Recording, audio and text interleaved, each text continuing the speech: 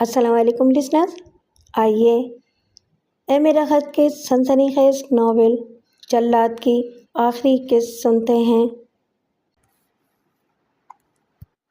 یہ وہ دور تھا جب انگریزی اقتدار کے پاؤں اکھڑ گئے تھے۔ ہٹلر نے اتحادیوں کے چھکے چھڑا دیے تھے۔ اتحادی کامیاب ضرور ہو گئے، لیکن ان کی اپنی حالت خراب ہو چکی تھی۔ انگریز حکومت جان بچا کر بھاگنے کی تیاریوں میں مصروف ہو گئی تھی۔ جگہ جگہ ان کے خلاف سازشیں ہو رہی تھیں اور آزادی کے متوالے اپنی جد و جہد تیز سے تیز تر کرتے جا رہے تھے۔ چاروں طرف بحرانی کیفیت تھی اور انگریز اس بحران سے بچنے میں پوری طرح ناکام ہو گئے تھے۔ ہر طرف خونریزی ہو رہی تھی۔ جہاں بھی انگریز کو موقع ملتا وہ حریت پسندوں کو کچلنے میں کوتاہی نہ برتتا۔ میجر والٹن بدستور بھانو کے خلاف مصروف تھا۔ اس نے بیڑا اٹھایا تھا کہ وہ بھانو کو گرفتار کرنے کے بعد ہی انگلستان جائے گا۔ اس سلسلے میں اس نے جو کچھ سوچا تھا اس پر عمل کرنے کے لیے کارروائی کا آغاز کر چکا تھا۔ اس کی دانش میں اس سے اچھی ترکیب ہو ہی نہیں سکتی تھی کہ ڈاکو گلاب سنگھ کو بھانو سے بھڑا دیا جائے۔ چنانچہ اس کے خاص لوگ گلاب سنگھ کی تلاش میں مصروف تھے۔ پھر کسی نہ کسی طرح ان کا رابطہ ڈاکو گلاب سنگھ سے قائم ہو گیا۔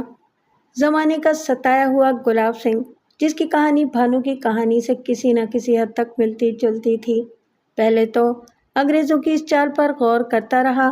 پھر اس نے ایک فیصلہ کر کے اس انگریز افسر سے ملاقات کا ایک نیا پروگرام بنایا۔ اس فیصلے کے تحت اس نے 3 اہم انگریزوں کو یرغمال کے طور پر طلب کیا تھا اور کہا تھا کہ اس کی جگہ انہیں اس کے آدمیوں کی قید میں رہنا پڑے گا، اور جب وہ واپس آ جائے گا اور اس کے مذاکرات کامیاب ہو جائیں گے تو ان تینوں کو رہا کر دیا جائے گا۔ میجر والٹن کو گلاب سنگھ کا یہ پیغام ملا اور اس نے یہ بات منظور کر لی۔ وہ تیار ہو گیا تھا۔ دراصل وہ چاہتا تھا کہ ڈاکو گلاب سنگھ کے ذریعے بھانو پر ہاتھ ڈالا جائے۔ گلاب سنگھ سے اسے کوئی پرخاش نہیں تھی۔ وہ تو بھانو کو گرفتار کر کے اپنی مردانگی اور شہرت میں 4 چاند لگانا چاہتا تھا۔ چنانچہ اس نے 3 انگریز افسروں کا انتخاب کر کے انہیں اس بات کے لیے تیار کر لیا کہ ڈاکو گلاب سنگھ کی قید میں رہیں۔ یہ تینوں بیچارے تو خوف سے زرد پڑ گئے تھے، لیکن میجر والٹن نے انہیں دلاسے دیے اور کہا کہ چونکہ وہ گلاب سنگھ کے خلاف کسی کارروائی کا ارادہ نہیں رکھتا، اس لیے انہیں کوئی تکلیف نہ ہوگی اور گلاب سنگھ کے یہاں سے واپس جانے کے فوراً بعد ان کی رہائی عمل میں آ جائے گی۔ بہر صورت ان تینوں افسروں کو پونا کے ایک خاص مقام پر پہنچا دیا گیا، جہاں گلاب سنگھ نے انہیں اپنی تحویل میں لے لیا۔ گلاب سنگھ بھی تجربے کار اور جہاں دیدہ آدمی تھا۔ وہ انگریزوں کی چالوں کو اچھی طرح سمجھتا تھا۔ اسی وجہ سے اس نے میجر والٹن سے اتنی سخت شرط کے تحت ان تینوں آدمیوں کو یرغمال بنایا تھا، اور خلاف توقع میجر والٹن نے اس سلسلے میں کوئی حیل و حجت نہیں کی تھی اور ان 3 انگریز افسروں کو اس کے حوالے کر دیا۔ گلاب سنگھ نے ان تینوں کو نہایت احتیاط سے پہاڑوں میں قید کرنے کے بعد خود کو میجر والٹن کے حوالے کر دیا۔ 6 فٹ طویل قد و قامت کا مالک اور اس عمر میں بھی نوجوانوں جیسی پھرتی رکھنے والا گلاب سنگھ بالآخر پونا کے ایک سرکاری ہیڈ کوارٹر میں میجر والٹن سے ملا۔ میجر والٹن نے گلاب سنگھ کو دیکھا اور ایک انجانے خیال کے تحت اس کی آنکھوں میں چمک پیدا ہو گئی تھی۔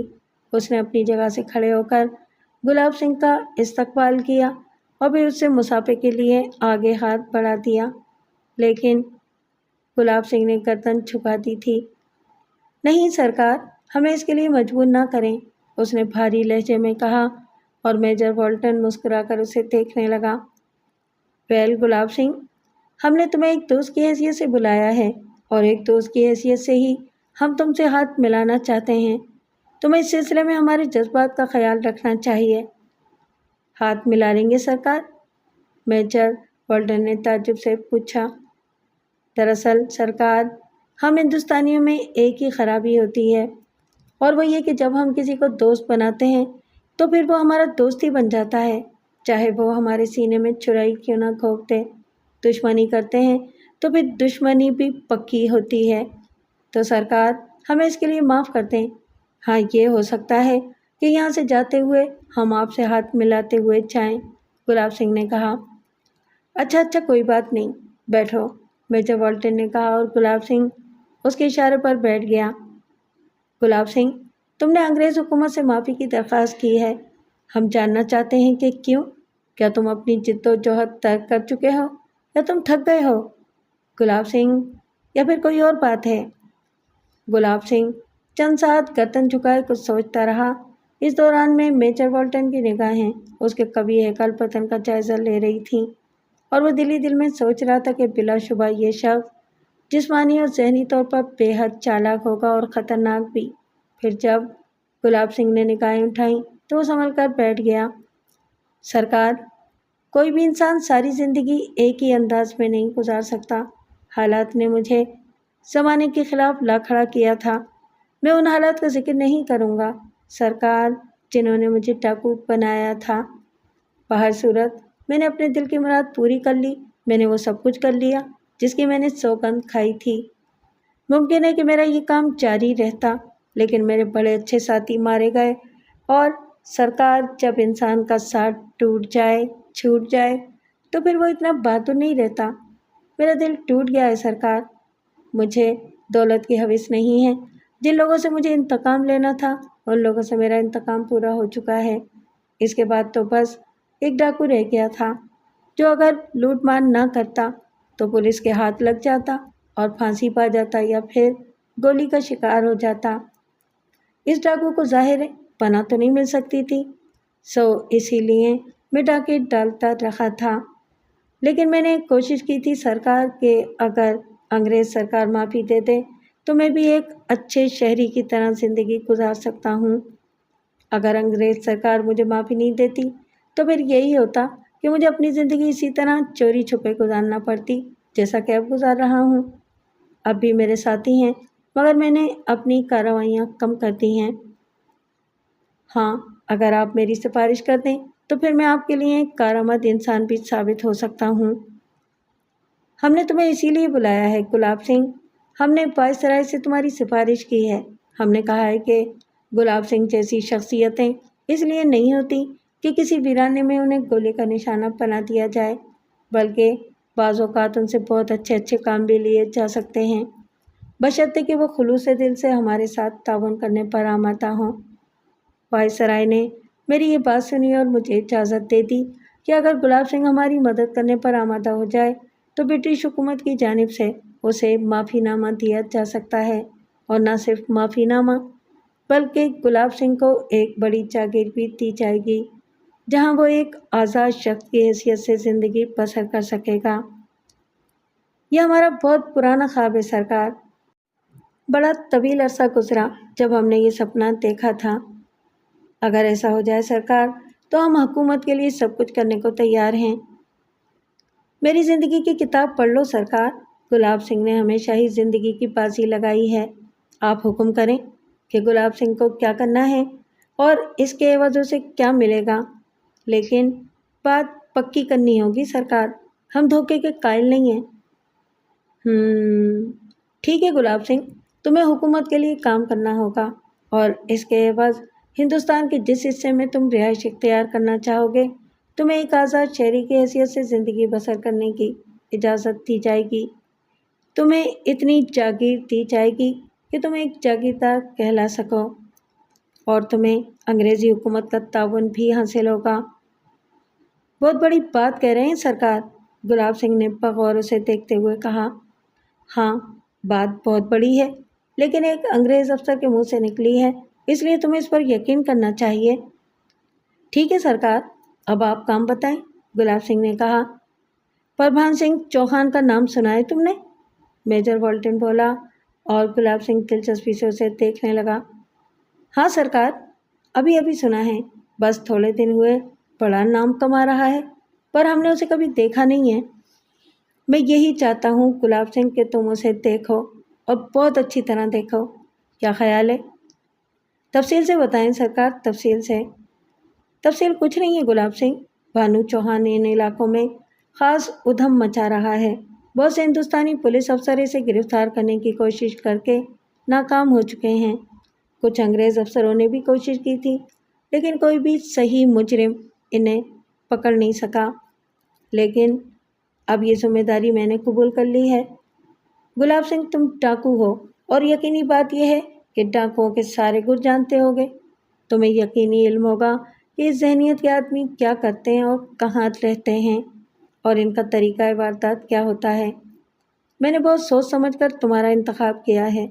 تمہیں بھانو چوہان کو گرفتار کرانا ہوگا، اتنی چالاکی اور ہوش مندی کے ساتھ کہ کسی قسم کے شک و شبے کی گنجائش نہ رہے۔ میں نے تم سے جو وعدہ کیا ہے وہ ضرور پورا ہوگا، لیکن شرط یہی ہے گلاب سنگھ کہ بھانو اور اس کے گروہ کا خاتمہ ہو جانا چاہیے۔ گلاب سنگھ مسکرانے لگا۔ ٹھیک ہے سرکار، آپ کو یہ فیصلہ کرنے میں بھی آسانی ہو جائے گی کہ گلاب سنگھ کیا چیز تھا۔ اگر گلاب سنگھ اپنے کام پر ڈٹا رہتا تو حکومت کو بھی بڑے نقصانات ہو سکتے تھے، لیکن اب ٹھیک ہے، گلاب سنگھ بھانو کو ختم کر دے گا اور آپ مجھے معافی دے کر جاگیر دیں گے۔ لیکن ایک بات اور سن لیں سرکار، اگر اس میں کوئی دھوکہ ہوا تو بھگوان کی سوگند، گلاب سنگھ اب بھی کم نہیں ہے، وہ اپنے دشمنوں کو ختم کر دے گا۔ گلاب سنگھ نے کہا، حکومت سے تمہیں جس قسم کی امداد کی ضرورت ہوگی وہ تم بتا سکتے ہو، تمہیں ہر قسم کی سہولتیں فراہم کی جائیں گی۔ اگر تمہیں پولیس کی ضرورت ہو تو وہ بھی تمہیں دی جا سکتی ہے۔ نہیں سرکار، نہ تجربے کاری کی باتیں نہ کریں، ڈاکو کبھی بھی پولیس کی گرفت میں نہیں آتا۔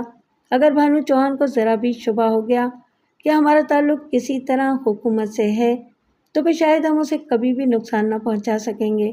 وہ چوکنا ہو جائے گا سرکار، اس لیے ہمارے پاس کوئی چیز ایسی نہیں ہونی چاہیے جس کے بارے میں اسے یہ اندازہ ہو جائے کہ اسے ہم نے حکومت سے حاصل کیا ہے۔ میجر بالٹن خوشی سے اچھل پڑا۔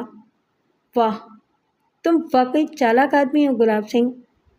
تو پھر تمہارے درمیان یہ بات طے؟ جی سرکار۔ گلاب سنگھ اپنی جگہ سے کھڑا ہو گیا۔ میجر بالٹن نے ایک بار پھر ہاتھ آگے بڑھا دیا تھا، لیکن گلاب سنگھ نے دونوں ہاتھ جوڑ کر ماتھے سے لگا لیے۔ نہیں سرکار، ابھی یہ نہ کریں۔ کیوں؟ میجر بالٹن حیرت سے بولا۔ اب تو ہم دوست بن گئے ہیں۔ نہیں سرکار، پرانا حساب کتاب ہے، ابھی ہم دوست نہیں بنے سرکار، ابھی تو ہم بیوپار کر رہے ہیں، ابھی ہم بیوپاری ہیں سرکار۔ جب ہم بھانو کا خاتمہ کر دیں گے، زندہ یا مردہ، اور اس کے بعد جب آپ اپنا قول نبھا دیں گے سرکار، تو اس کے بعد ہم آپ سے ہاتھ ملائیں گے۔ اس سمے تک ذرا سا ہوشیاری رہنے دیں، ہاتھ ملانے کے بعد آدمی بے بس ہو جاتا ہے۔ آپ اس کی بالکل فکر نہ کریں مہاراج، ہاتھ اسی سمے ملے گا جب ہم دونوں اپنا اپنا وعدہ پورا کریں گے۔ میجر بالٹن کے ہونٹ سکڑ گئے، مگر پھر وہ مکاری سے مسکرایا۔ تم بے حد چالاک ہو گلاب سنگھ، میں تسلیم کرتا ہوں۔ اب ہمیں آگیا دیں مہاراج، اور جو کچھ ہم کہہ چکے ہیں اس کا بھی خیال رکھیں۔ ٹھیک ہے، بے فکر رہو، میجر بالٹن نے کہا، اور گلاب سنگھ گردن جھکا کر باہر نکل گیا۔ میجر بالٹن کے ہونٹوں پر ایک پرسکون مسکراہٹ پھیلی ہوئی تھی۔ گلاب سنگھ واقعی چالاک آدمی تھا۔ میجر بالٹن اسے رخصت کر کے واپس اپنے ٹھکانے پر آیا۔ دونوں طرف دو خطرناک دشمن تھے۔ انگریزوں پر بھی اسے اعتبار نہیں تھا، یہ کرکٹ کی طرح رنگ بدلنے والے ہوتے ہیں، اس لیے اس نے میجر بالٹن کے ہاتھوں میں کھلونا بننا پسند نہیں کیا تھا۔ دوسری طرف بھانو چوہان تھا، جس کے بارے میں اب تک ملنے والی خبروں سے یہی پتہ چلتا تھا کہ بھانو چوہان واقعی ایک خطرناک آدمی ہے۔ ابھی تک وہ پولیس کے ہاتھوں سے بچا ہوا ہے، اس کا یہی مطلب ہو سکتا ہے کہ بہادر ہونے کے ساتھ ساتھ وہ چالاک بھی ہے، ورنہ انگریزی حکومت کبھی کا اسے چھڑ کر گئی ہوتی۔ ان حالات میں اسے بہت سوچ سمجھ کر کام کرنا تھا۔ وہ جانتا تھا کہ انگریزی اقتدار اکھڑ رہا ہے، اس وقت اگر کوئی بہتر پوزیشن حاصل کر لی جائے تو نفع کی بات ہوگی، ورنہ انگریزی حکومت ختم ہوئی تو اسے کچھ نہیں ملے گا۔ اس لیے وہ جلد سے جلد اپنا کام کر لینا چاہتا تھا۔ اس نے اپنے تینوں ساتھیوں سے مشورہ کیا جو اس وقت اس کے دستے راز تھے، اور کوئی گہری چال سوچنے لگا۔ بھانو کے بارے میں آخری اطلاعات بھاولپور سے ملی تھیں۔ اس کے بعد یہ نہیں کہا جا سکتا تھا کہ اس کا رخ کدھر ہے اور وہ کیا کرنے کا ارادہ رکھتا ہے۔ چنانچہ گلاب سنگھ اور اس کے ساتھیوں نے فیصلہ کیا کہ بجائے اس کے کہ بھانو کا پیچھا کرتے پھریں، بھانو کے بارے میں یہ نہیں کہا جا سکتا کہ اس کا رخ اس وقت کدھر ہے اور وہ کیا کرنے کا ارادہ رکھتا ہے۔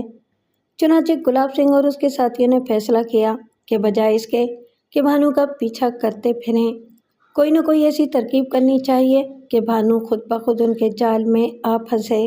اس کے لیے انہوں نے بڑے غور و خوض کے بعد فیصلہ کیا کہ بھرت پور چلا جائے اور چھتروالی کے علاقے میں بھانو کے دوستوں اور عزیز و اقارب کو پریشان کیا جائے۔ بھانو جب ان کے متعلق سنے گا تو یقیناً راجستھان آنے کی کوشش کرے گا اور اس کے بعد کوئی بہتر ترکیب نکال کر بھانو کو راجستھان ہی میں کھیل لیا جائے گا۔ اس تجویز پر اس کے تینوں ساتھیوں نے اتفاق کیا۔ چنانچہ گلاب سنگھ راجستھان روانہ ہو گیا۔ چھتروالی میں وہ ایک زمیندار کی حیثیت سے داخل ہوا۔ رات کا وقت تھا۔ وہاں انہوں نے ایک سرائے میں قیام کیا اور رات وہیں گزارنے کا فیصلہ کر لیا۔ سرائے میں ان کے علاوہ 2-4 افراد اور ٹھہرے ہوئے تھے۔ گلاب سنگھ نے چالاکی سے ان لوگوں سے معلومات حاصل کرنا شروع کر دیں اور پھر بھانو اور ابراہیم کے بہت سے دوستوں اور رشتہ داروں کے بارے میں انہیں معلومات حاصل ہو گئیں۔ بھانو کی پوری کہانی بھی اس نے یہاں سن لی تھی۔ یہ ساری باتیں گلاب سنگھ کے لیے بڑی کارآمد تھیں۔ چالاک آدمی تھا، جانتا تھا کہ ایسے لوگوں پر ضرب لگانے کے لیے کیا کرنا چاہیے۔ 15 دن تک وہ چھتروالی میں رہا اور پھر وہاں سے موزہ بدی پہنچ گیا۔ بدی میں اس نے اپنے لیے ایک قیام گاہ کا انتظام کیا۔ یہ چھتروالی سے کوئی 17 کوس کے فاصلے پر ایک اچھی خاصی بستی تھی۔ اس کی آبادی کوئی 10-12 ہزار کے قریب ہوگی۔ گلاب سنگھ یہاں محفوظ تھا۔ اس نے نئی اسکیم کے تحت اپنا ایک آدمی پھر بولٹن کی جانب دوڑا دیا تاکہ میجر بولٹن سے مل کر یہاں اپنی کارروائیوں کا آغاز کرے۔ میجر بولٹن کے نام اس نے ایک خاص پیغام بھیجا تھا جس کے جواب میں چند افسر بدی پہنچ گئے۔ بدی، سانگڑا اور مالا نہر کی پولیس چوکیوں کو ہدایات کر دی گئیں کہ وہ گلاب سنگھ سے بھرپور تعاون کریں اور گلاب سنگھ کو یہاں ایک قوت حاصل ہو گئی۔ اس کے تینوں آدمی دوسرے کرائے کے لوگوں کے ساتھ مل کر قرب و جوار کے علاقوں میں کھوج لگاتے پھر رہے تھے۔ تبھی انہیں معلوم ہوا کہ دھرم سنگھ نامی ایک دھرم مہاتما بدی سے 12 میل دور چھتروالی کے قریب ایک بہت بڑا آشرم تعمیر کرا رہا ہے۔ یہ آشرم لاکھوں روپے کی مالیت سے بن رہا ہے اور اس کی تعمیر کے لیے سینکڑوں مزدور کام کر رہے ہیں۔ گلاب سنگھ کا ماتھا ٹھنکا۔ اس پرآشوب دور میں کون ایسا دھرم مہاتما ہے جو اتنا بڑا آشرم تعمیر کرا رہا ہے؟ اس کے دور رس ذہن نے سوچا کہ آشرم پر خرچ کی جانے والی دولت جائز طریقے سے کمائی ہوئی نہیں معلوم ہوتی۔ چنانچہ وہ خود بھی ایک سادھو کا بھیس بدل کر اپنے 2 ساتھیوں کے ساتھ وہاں پہنچ گیا جہاں آشرم تعمیر ہو رہا تھا۔ دھرم سنگھ کے بارے میں معلومات حاصل کرنے پر پتہ چلا کہ آشرم سے 2 فرلانگ دور جو عمارت بنائی گئی ہے وہ اسی دھرم مہاتما کی رہائش گاہ ہے۔ چنانچہ گلاب سنگھ ننگے بدن، گلے میں مالائیں ڈالے، دھوتی باندھے اپنے دونوں ساتھیوں کے ساتھ جو خود بھی سادھوؤں کے بھیس میں تھے وہاں پہنچ گیا۔ اس نے مہان دھرم مہاتما سے ملنے کی درخواست کی اور دھرم سنگھ نے اسے اپنے پاس بلا لیا۔ تھوڑی سی گفتگو کے بعد ہی گلاب سنگھ نے اندازہ لگا لیا کہ دھرم سنگھ بالکل دنیا دار آدمی ہے اور یہ کام کسی اور کے اشارے پر کر رہا ہے۔ چنانچہ گلاب سنگھ نے اس کے پاس ہی رہائش اختیار کر لی اور اسے شیشے میں اتارنے لگا۔ پھر وہ ہر رات شراب کی محفلیں جمانے لگا اور ہر روز ناچ گانے کی محفلیں سجنے لگیں۔ رفتہ رفتہ دھرم سنگھ بھانو کا مشن بھول گیا۔ پھر ایک شام اس نے دھرم سنگھ کو شراب کے نشے میں مغلوب کر کے اس سے اس کے بارے میں معلومات حاصل کرنا شروع کر دیں اور اس سے یہ اگلوا لیا کہ وہ بھانو سنگھ چوہان کا ساتھی ہیں۔ پھر اس نے کہا، تو بھانو آپ سے ملنے بھی آتا رہتا ہوگا؟ ارے کہاں، وہ اپنے کاموں میں مصروف ہے اور ہم اپنے کاموں میں۔ گلاب سنگھ کو دھرم سنگھ کی حقیقت معلوم ہو گئی تھی۔ اب وہ ضرب کاری لگانے کی فکر میں تھا۔ بہت سوچ بچار کے بعد اس نے فیصلہ کر لیا کہ موری لال اور دھرم سنگھ کو قتل کر دیا جائے۔ نہ جانے کتنا وقت لگے گا جب بھانو ادھر آئے یہ کام ابھی سے شروع کر دینا چاہیے۔ اور پھر دھرم سنگھ کو موزہ بیدی سے کافی فاصلے پر پینے پلانے کی دعوت اس نے دے ڈالی۔ کچھ ناچنے والیوں کو بھی یہاں مدعو کر لیا گیا تھا۔ چنانچہ شراب و شباب کا دور شروع ہو گیا۔ ہر ایک نے پی اور نشے میں آنے لگے۔ اسی دوران گلاب سنگھ نے دھرم سنگھ اور موری لال کے گلاسوں میں زہر ملا دیا۔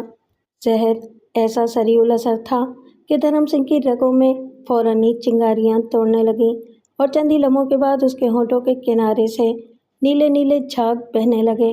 تقریباً یہی کیفیت موری لال کی تھی۔ ان کے بدن تھر تھر کانپ رہے تھے اور تھوڑی دیر کے بعد انہوں نے وہیں دم توڑ دیا۔ اس دوران میں گلاب سنگھ نے موزہ بیدی کے تھانے دار کو بھی اطلاع کرا دی تھی۔ چنانچہ تھانے دار آیا اور اس نے دھرم سنگھ اور موری لال کی لاشیں اپنے قبضے میں کر لیں۔ اس نے آشرم کی تعمیر بھی رکوا دی اور اعلان کرا دیا کہ بھانو چوہان کے 2 اہم آدمی پولیس کے ہاتھوں مارے گئے ہیں۔ یہ اعلان گلاب سنگھ کے مشورے سے کرایا گیا تھا اور اس کے ساتھ ہی گلاب سنگھ نے دوسرے ہی دن سے اپنی دوسری کارروائیاں شروع کر دیں۔ وہ پہلے ہی پتہ چلا چکا تھا کہ بھانو اور ابراہیم کے قریبی عزیز کہاں کہاں رہتے ہیں۔ چنانچہ ان لوگوں پر پولیس نے مظالم توڑنا شروع کر دیے۔ کئی گرفتاریاں عمل میں آئیں، مار پیٹ ہوئی، ایک آدھ خون بھی ہو گیا اور بھانو کے رشتہ داروں میں ابتری پھیل گئی۔ گلاب سنگھ ان تمام کاموں کے بعد اطمینان سے اپنی قیام گاہ میں پہنچ کر بھانو کا انتظار کرنے لگا۔ اس کے آدمی چاروں طرف پھیلے ہوئے تھے۔ بڑا لمبا جال پھیلا دیا تھا اس نے۔ پولیس کے مخبر الگ جگہ جگہ بکھر گئے تھے۔ گلاب سنگھ نے انہیں بتا دیا تھا کہ بھانو آئے گا اور ضرور آئے گا۔ بس کچھ ہی وقت جاتا ہے کہ شہر اپنی کچھار سے نکلنے والا ہے۔ اب جس طرح بھی اس پر ہاتھ ڈالا جا سکے، بہر صورت کامیابی ہی کامیابی ہوگی۔ دوسری طرف بھانو راجستھان سے کوسوں دور قصبہ کمر ٹیری میں اپنے ساتھیوں بابو لال اور ابراہیم کے ساتھ قیام پذیر تھا۔ اس نے حسب معمول ابراہیم کو قرب و جوار کی صورتحال کی معلومات کے لیے روانہ کر دیا۔ واپسی پر ابراہیم کے ہاتھ میں ایک اخبار تھا اور وہ بہت پریشان نظر آ رہا تھا۔ کیا خبر ہے؟ بھانو نے پوچھا۔ بس بھانو مہاراج، کیا بتاؤں، بہت بری خبر ہے۔ یار پوری تفصیل تو بتاؤ، کیوں پہلیاں بجھوا رہے ہو مجھ سے؟ خبر یہ ہے بھانو مہاراج کہ راجستھان میں بھرت پور کے نواحی علاقے میں موزہ چھتروالی کے ڈاکو پروان سنگھ کے 2 اہم آدمیوں کو قتل کر دیا گیا۔ ان اہم آدمیوں کے نام دھرم سنگھ اور موری لال تھے۔ اس کے بعد اخبار میں پوری تفصیل دی گئی ہے، جو یوں ہے کہ دھرم سنگھ نامی ایک شخص ایک بہت بڑا آشرم تعمیر کرا رہا تھا۔ یہ آشرم لاکھوں روپے کی مالیت سے چھتروالی کے نواح میں تعمیر ہو رہا تھا۔ پولیس نے پہلے تو اس طرف توجہ نہیں دی، پھر آہستہ آہستہ اسے معلومات حاصل ہو گئیں کہ آشرم بھانو چوہان تعمیر کرا رہا ہے اور یہ سب لوٹ کا مال ہے۔ پولیس نے مزید تفتیش کی اور وہ اس طرح بھانو کے 2 اہم ساتھیوں موری لال اور دھرم سنگھ تک پہنچنے میں کامیاب ہو گئی۔ پولیس نے ان دونوں پر ہاتھ ڈالا، مقابلہ ہوا اور یہ دونوں ڈاکو ہلاک ہو گئے۔ پوری خبر پڑھ کر ابراہیم خاموش ہو گیا، لیکن بھانو کے چہرے پر شدید اضطراب کے آثار پیدا ہو گئے تھے۔ وہ بے چین ہو گیا اور پھر اس نے عجیب سی نگاہوں سے ابراہیم کو دیکھتے ہوئے کہا، کیا یہ خبر سچ ہو سکتی ہے ابراہیم؟ یا پولیس کی کوئی چال ہے؟ اگر یہ خبر سچ ہے تو کیسے؟ آخر کیسے پولیس کو ان دونوں پر شبہ ہو گیا؟ ابراہیم، جو کافی غور و خوض کر چکا تھا، گردن ہلا کر بولا، خبر سچی معلوم ہوتی ہے بھانو مہاراج، کیونکہ اس میں جو تفصیلات دی گئی ہیں وہ سچ ہیں۔ اگر دھرم سنگھ اور موری لال کے بارے میں صحیح صورتحال معلوم نہیں ہوتی تو آشرم کا ذکر کیسے ہوتا؟ میرے خیال میں اس خبر میں صداقت ہے۔ اوہ اوہ، بھانو نے افسردگی سے کہا۔ زندگی میں پہلی بار آنکھوں سے آنسو بہہ نکلے اور جب اسے اپنے رخساروں پر آنسوؤں کی نمی کا احساس ہوا تو وہ چونک پڑا۔ اس نے جلدی سے اپنی چوڑی کلائی سے آنسو پونچھ لیے، پھر اس کی آنکھوں میں آنسوؤں کی جگہ آگ بھر گئی، مٹھیاں غصے سے بھیج گئیں اور گردن کی رگیں پھول گئیں۔ اس نے خونخوار نگاہوں سے ابراہیم کو دیکھا۔ ابراہیم، دھرم سنگھ اور موری لال اتنے معمولی حیثیت کے آدمی نہیں تھے کہ ہم ان کی موت پر آنسو بہا کر خاموش ہو جائیں؟ چلو واپس راجواڑے چلتے ہیں، بدلہ لیں گے ان کا، اسی علاقے میں جہاں ان کو مارا گیا ہے۔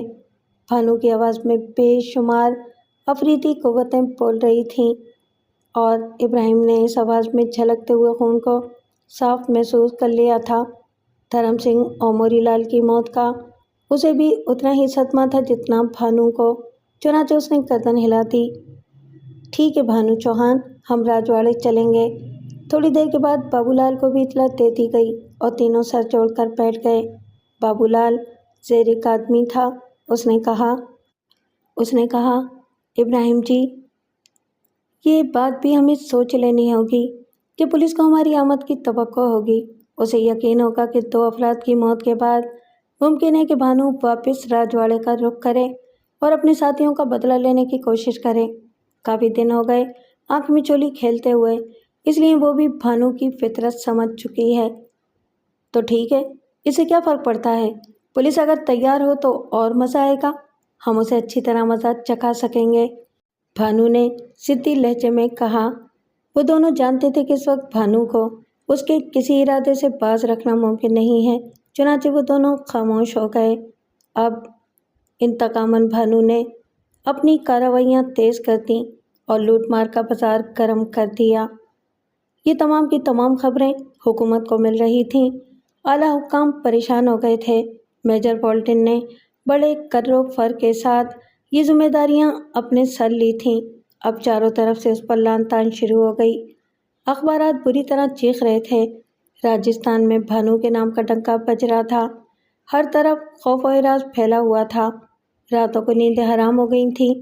پولیس تھی کہ پاگلوں کی طرح چاروں طرف ناچتی پھر رہی تھی، اور بھانو ان کے ہاتھ آنے والوں میں کہاں تھا؟ ادھر میجر بولٹن پر شدید دباؤ پڑا۔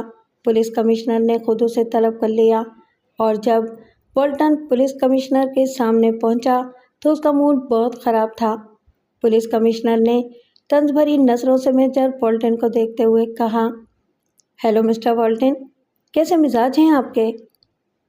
ٹھیک ہوں جناب، بولٹن نظریں چراتے ہوئے بولا۔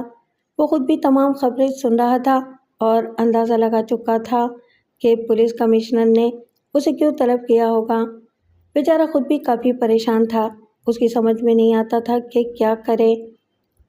ہاں، آپ تو بالکل ٹھیک نظر آتے ہیں، لیکن حکومت کی دھجیاں بکھر کر رہ گئی ہیں۔ حکومت کہیں منہ دکھانے کے قابل نہیں رہی ہے۔ ایک ڈاکو انگریز حکومت کو انگلیوں پر نچا رہا ہے، اور لطف کی بات تو یہ ہے کہ صرف ہندوستانی پولیس ہی نہیں، برطانوی دماغ بھی اس جاہل اور دیہاتی ڈاکو کی گرفتاری میں ناکام رہے ہیں۔ آپ نے میجر بولٹن گلاب سنگھ کے سلسلے میں کیا کیا؟ کیا گلاب سنگھ سے آپ کا رابطہ قائم ہے؟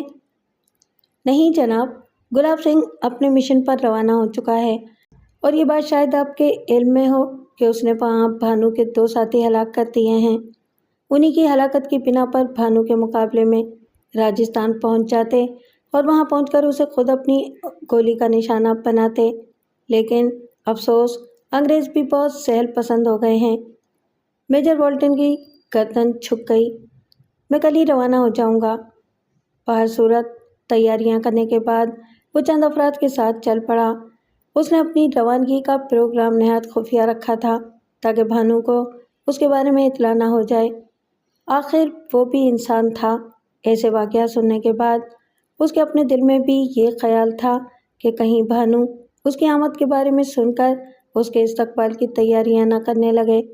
چنانچہ انگریز ہونے کے باوجود اس نے اپنے چہرے پر ہندوستانی دیہاتیوں کا سا میک اپ کیا اور اپنے ساتھیوں کو بھی اسی میک اپ میں لے کر چل پڑا۔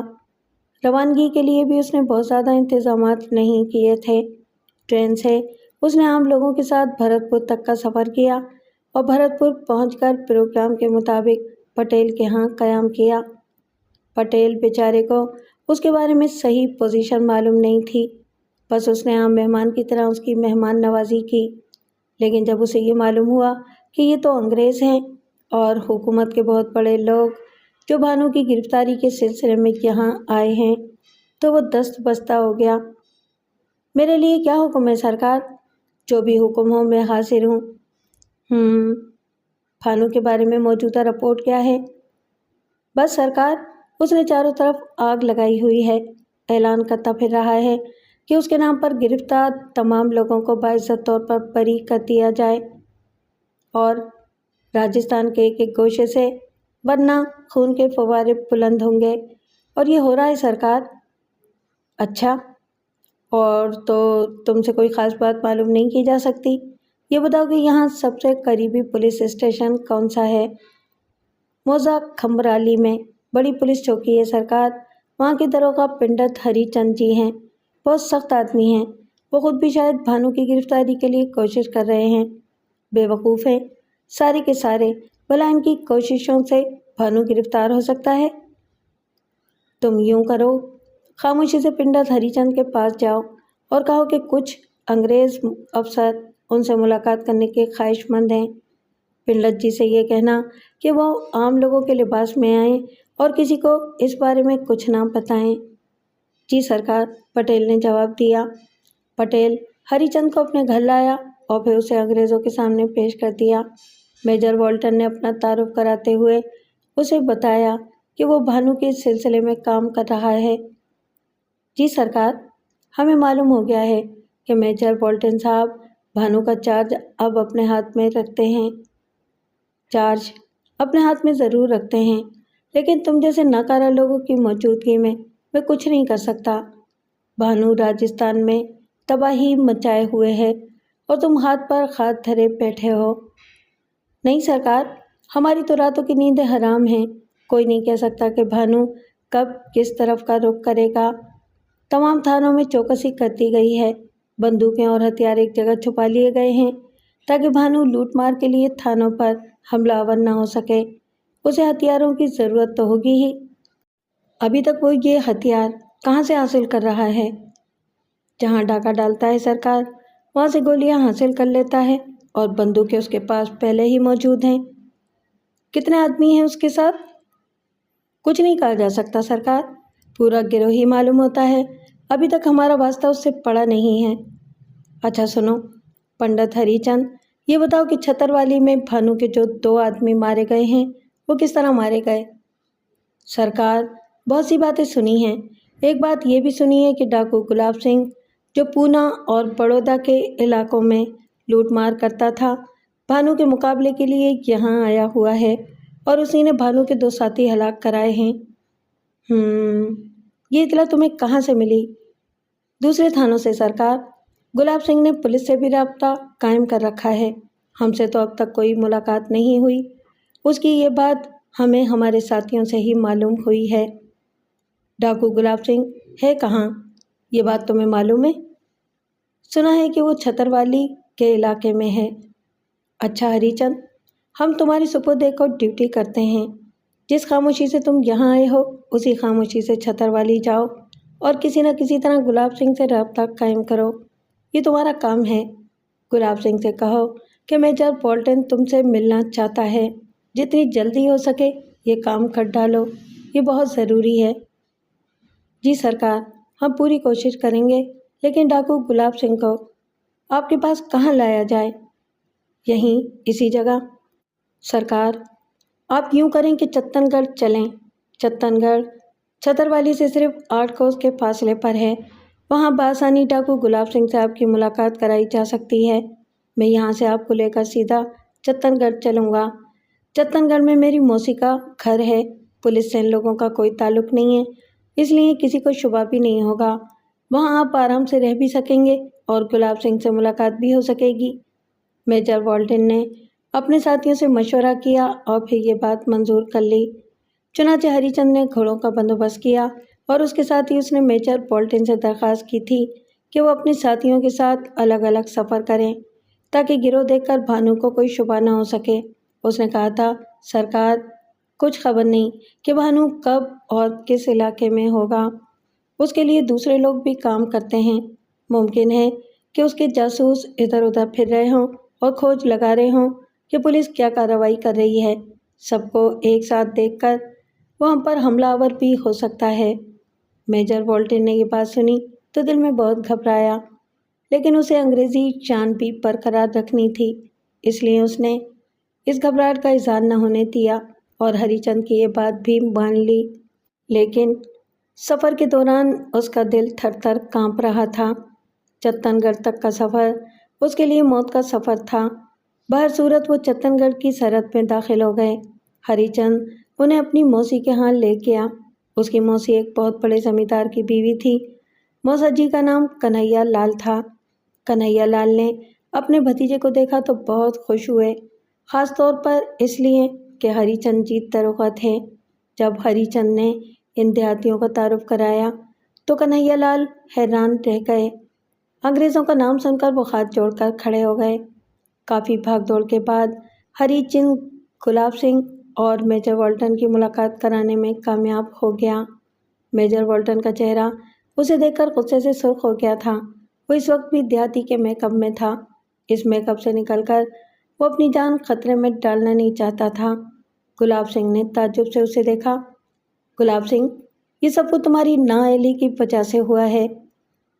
میری نااہلی؟ میری نااہلی کہاں مہاراج؟ میں نے تو آتے ہی ایک اتنا بڑا کارنامہ انجام دیا کہ پولیس بھی نہیں انجام دے سکی تھی۔ کون سا کارنامہ؟ مہاراج، میں نے بھانو کے ہاتھ توڑ ڈالے تھے۔ وہ دونوں اس کے خاص ساتھیوں میں سے تھے جو یہاں ایک بہت بڑا آشرم تعمیر کرا رہے تھے۔ آپ کو صحیح صورتحال تو معلوم ہی ہوگی۔ میں نے بھانو کا یہ طلسم توڑ دیا۔ مجھے امید تھی کہ بھانو اس بات کو سن کر جھلایا ہوا یہاں آئے گا اور آ کر پولیس کی گولیوں کا نشانہ بن جائے گا، لیکن میں کیا کروں؟ میرے پاس کوئی فوج تو ہے نہیں کہ چاروں طرف سے بھانو کو گھیر لوں۔ پولیس بھی اپنی کارروائی کر رہی ہے، مگر وہ کمبخت اتنا چالاک ہے کہ اپنے پیچھے اپنی گرد بھی نہیں چھوڑتا۔ اس کے باوجود مہاراج میں کوشش کر رہا ہوں۔ بکواس مت کرو، تمہاری پہلی کوشش ہی انتہائی احمقانہ تھی۔ میں تو سمجھتا تھا کہ تم کافی عقل مند انسان ہو، مگر تم نے یہاں آتے ہی احمقانہ حرکت کی۔ میجر والٹن نے غصیلے انداز میں کہا، اگر تمہیں معلوم ہو ہی چکا تھا کہ دھرم سنگھ اور موری لال بھانو کے ساتھ ہیں تو تمہیں چاہیے تھا کہ چھپ کر ان کی نگرانی کرتے، یہ دیکھتے کہ وہ بھانو سے کس طرح رابطہ قائم کرتے ہیں اور ان کے ذریعے بھانو تک پہنچتے اور پھر اس پر ضربے کاری لگاتے۔ ان دونوں کو ہلاک کر کے تم نے بہت بڑا تیر مارا۔ تم نے سوچا کہ بھانو یہاں آئے گا اور تم اسے یوں ہی مار لو گے جیسے اس کے دونوں ساتھیوں کو مارا ہے۔ اس میں اور اس کے ساتھیوں میں فرق تو ہے نا؟ بھانو اتنا بڑا گروہ چلا رہا ہے، وہ اتنا بے وقوف تو نہیں ہو سکتا۔ بہر صورت مہاراج، آپ یہ بات کہہ سکتے ہیں کیونکہ میری کوشش تو ناکام ہو چکی ہے۔ اگر میں اس میں کامیاب ہو جاتا تو آپ ہی مجھے شاباش دیتے۔ مگر گلاب سنگھ، تمہاری وجہ سے جو کچھ ہو رہا ہے اور اس وجہ سے ہماری بدنامی بھی ہو رہی ہے، یہ بتاؤ کہ اب کیا کیا جائے؟ میں پوری کوشش کر رہا ہوں مہاراج کہ کہیں نہ کہیں بھانو سے ٹکراؤ ہو جائے۔ بس ایک بار اس کا اور میرا سامنا ہو جائے تو پھر تماشا دیکھیے۔ میں اچھی طرح دیکھ رہا ہوں، لیکن گلاب سنگھ، اب میں اس وقت یہاں سے واپس جاؤں گا جب بھانو کی لاش تم میرے حوالے کر دو گے۔ بتاؤ تم کیا چاہتے ہو؟ تمہیں جتنی مدد کی ضرورت ہو میں ابھی تمہیں فراہم کر سکتا ہوں۔ تمہیں ہر قیمت پر بھانو کو ختم کرنا ہے۔ میں پوری کوشش کر رہا ہوں مہاراج۔ فی الحال مجھے کسی چیز کی ضرورت نہیں ہے۔ آپ میرے ساتھیوں سے پوچھ لیں کہ کس طرح ہم رات بھر مارے مارے پھرتے ہیں۔ ہمیں خود اس بات کی بڑی چنتا ہے کہ بھانو نے یہاں بڑی خونریزی کر رکھی ہے۔ ہم خود اس خونریزی کو روکنا چاہتے ہیں۔ آپ یہاں قیام کریں مہاراج اور اپنی آمد کی کسی کو اطلاع نہ دیں۔ ہم خود آپ سے رابطہ رکھیں گے۔ میرے ذہن میں ایک پروگرام ہے گلاب سنگھ، اگر تم اس پر عمل کرو تو میرا خیال ہے ہمیں کامیابی زیادہ آسانی سے نصیب ہو سکتی ہے۔ میجر والٹن شاید اس دوران میں کوئی اور اسکیم تیار کر چکا تھا۔ اس نے بڑی مکاری سے یہ بات گلاب سنگھ سے کہی اور وہ اس کی صورت دیکھنے لگا۔ جو آ گیا مہاراج، آپ جو حکم دیں۔ نہیں، ایسے نہیں، تم اپنے ساتھیوں کو واپس بھیج دو۔ ہری چند جی، آپ بھی باہر جائیے، میں صرف گلاب سنگھ سے بات کروں گا۔ اس نے دیانتداری سے کام لیتے ہوئے اپنے ساتھیوں کو بھی باہر بھیج دیا تھا۔ اب کمرے میں میجر والٹن اور گلاب سنگھ رہ گئے تھے۔ گلاب سنگھ، تم نے جو کوشش کی اس سلسلے میں مجھے مزید تفصیلات فراہم کرو۔ کیا اس بات کی خبر عام لوگوں کو ہے کہ تم نے دھرم سنگھ اور موری لال کو مروایا ہے؟ نہیں مہاراج، مگر چھتروالی کے پولیس افسران کو یہ بات معلوم ہے۔ میں پولیس افسران کے لیے یہ حکم بھجوا دیتا ہوں کہ وہ گلاب سنگھ کا نام کسی کے سامنے نہ لیں، چنانچہ تمہارے بارے میں کوئی نہیں بتلائے گا۔ تم جہاں مقیم ہو وہ جگہ بھی چھوڑ دو اور اپنے آدمیوں کے ساتھ تم بھی ڈاکہ زنی شروع کر دو۔ جی؟ گلاب سنگھ حیرت سے بولا۔ سمجھنے کی کوشش کرو گلاب سنگھ، چھوٹے موٹے ڈاکے ڈالو۔ بھانو اتنے لوگوں کو قتل کر رہا ہے اور تمہیں بھی 2-4 آدمی قتل کرنا ہوں گے، اور جب تم ڈاکہ ڈالو تو گلاب سنگھ کا نام بھی سامنے لاؤ۔ اس طرح بھانو بھی یہ خبریں سن لے گا کہ گلاب سنگھ ڈاکو بھی ڈاکے ڈال رہا ہے۔ ان حالات میں اگر تمہارا ٹکراؤ کبھی بھانو سے ہو جائے تو تم چالاکی سے اسے مارنے کی کوشش کرنا۔ گلاب سنگھ حیرت سے میجر بالٹن کی صورت دیکھ رہا تھا، پھر اس کے ہونٹوں پر مسکراہٹ پھیل گئی۔ انگریز بہادر بڑی دور کی کوڑی لاتے ہیں، یہ بات تو میں نے ہمیشہ مانی ہے، وہ مسکرا کر بولا۔ پہلے تم صرف ڈاکے ڈالتے تھے گلاب سنگھ، لیکن اب تم حکومت کی مدد کرو گے، اس لیے اگر 2-4 آدمی تمہارے ہاتھوں مارے بھی جائیں تو کوئی بات نہیں ہے۔ میں یہ چاہتا ہوں کہ تم کسی طرح بھانو کے گروہ میں شامل ہو جاؤ۔ اگر بھانو تم سے ملاقات کرے تو اپنی بندوق اس کے پیروں میں رکھ دینا اور کہنا کہ آج سے تم بھی اس کے گروہ میں شامل ہونا چاہتے ہو، اور اس کے بعد پتہ ہے کہ تمہیں کیا کرنا ہے؟ اچھی طرح سمجھ گیا مہاراج۔ باہر صورت مجھے پولیس کی مدد تو حاصل ہوگی، مجھے کاہے کی فکر؟ ہاں، تمہیں بالکل فکر نہیں کرنی چاہیے۔ پولیس پارٹیوں کو مطلع کر دیا جائے گا کہ اگر وہ گلاب سنگھ کے بارے میں تحقیقات کرنے نکلیں اور گلاب سنگھ کہیں مل جائے تو نظریں بچا کر نکل جائیں۔ تم پولیس والوں کو ہلاک نہیں کرو گے۔ جو آ گیا مہاراج، مگر آپ ان سے یہ بھی کہتے ہیں کہ کہیں کہیں گولیاں بھی چلنی چاہیے۔ یہ دوسری بات ہے کہ ہم اپنی گولیاں ہوا میں چلائیں گے۔ یہ سن کر میجر بالٹن مسکرایا۔ سمجھدار آدمی ہو، میری بات اچھی طرح سمجھ گئے ہوگے، میجر بالٹن نے کہا، اور گلاب سنگھ نے گردن جھکا دی۔ میجر بالٹن نے اسے رخصت کر دیا۔ گلاب سنگھ واقعی فکر مند تھا۔ حکومت نے اسے اس شرط پر معافی دی تھی کہ وہ بھانو کو گرفتار کرا دے، اور یہ اس کی ذمہ داری تھی۔ اسے یہ نیا موقع جو ملا تھا بڑا سنہرا موقع تھا۔ اس نے کافی دور آنے کے بعد اپنے ساتھیوں کو یہ نئی صورتحال بتائی اور وہ بھی خوش ہو گئے۔ تو مہاراج، پھر دھندا شروع؟ ہاں، لوگ بھانو سے پوری طرح ڈرے ہوئے ہیں، لیکن اب انہیں گلاب سنگھ کا نام بھی سننا پڑے گا، اور گلاب سنگھ کو تو کوئی خطرہ بھی نہیں ہے۔ دوستو، جتنی دولت جمع کر سکتے ہو کر لو، یہ موقع اچھا ہے، گلاب سنگھ نے کہا، اور اس کے ساتھی بھی خوش ہو کر ہنسنے لگے۔ بھانو اپنی کارروائیوں میں مصروف ہو گیا تھا۔ بالآخر بھانو چتن گڑھ پہنچ گیا۔ یہ وہ جگہ تھی جہاں سے چھتروالی صرف 8 کوس دور رہ جاتی تھی، اور یہی وہ جگہ تھی جہاں یہ جگہ چھتروالی سے صرف 8 کوس دور رہ جاتی تھی، اور یہی وہ جگہ تھی جہاں میجر بالٹن دیہاتیوں کے بھیس میں ہری چند جی کی موسی کے ہاں ٹھہرا ہوا تھا۔ ہری چند کے موسا جی ہر طرح سے ان کا خیال کر رہے تھے۔ ہری چند نے انہیں ہدایت کر دی تھی، نہ صرف ہدایت کی تھی بلکہ خاصی رقم بھی دی تھی کہ انگریز بہادر کو کوئی تکلیف نہ ہونے پائے۔ موسا جی کو اتنی بڑی رقم مل گئی تھی، اور پھر وہ یہ بھی جانتے تھے کہ بھتیجا دروغہ ہے، اس کی عزت بھی رکھنی ہے، چنانچہ وہ دل و جان سے ان لوگوں کی خدمت کر رہے تھے۔ حیرت اور دلچسپی کی بات یہ تھی کہ جس جگہ ہری چند کا مکان تھا اس کے بالکل پیچھے موری لال کا مکان بھی تھا۔ موری لال بھی چتن گڑھ کا رہنے والا تھا۔ ہر چند کے اس کے ماں باپ مر چکے تھے، اس کے چند رشتہ دار بہرحال یہاں موجود تھے، اور موری لال کے ایک عزیز گوپال داس ہری چند کے موسا جی کے مکان کے پیچھے ہی رہتے تھے۔ انہوں نے سن رکھا تھا کہ موری لال بھانو چوہان کے ساتھ شریک ہو چکا ہے، چنانچہ اب وہ کسی کو یہ بات نہیں بتاتے تھے کہ وہ موری لال کے رشتہ دار ہیں۔ انہوں نے موری لال کی موت کی خبر بھی سنی تھی، اور ان کے گھر میں خاصا رونا پیٹنا بھی مچا تھا، لیکن گوپال چند جی عزت دار آدمی تھے، نہیں چاہتے تھے کہ موری لال کی وجہ سے ان کی گردن بھی پھنس جائے، چنانچہ انہوں نے گھر والوں کو خاموش کرا دیا اور کہا، صبر کرو، برے کام کا برا نتیجہ ہی ہوتا ہے۔ لیکن خود ان کے دل میں بھی موری لال کے لیے بہت دکھ تھا، تاہم وہ کیا کرتے۔ بھانو جب چتن گڑھ میں داخل ہوا تو اسے یاد آ گیا کہ موری لال کے رشتہ دار کا گھر کہاں تھا، चुनांचे उसने यही फैसला किया कि मोरी लाल के रिश्तेदार गोपाल चंद जी के यहाँ क़याम किया जाए। वो तीनों रात की तारीकी में गोपाल चंद के मकान पर पहुँचे। दरवाज़ा खटखटाया और गोपाल चंद जी बाहर निकल आए।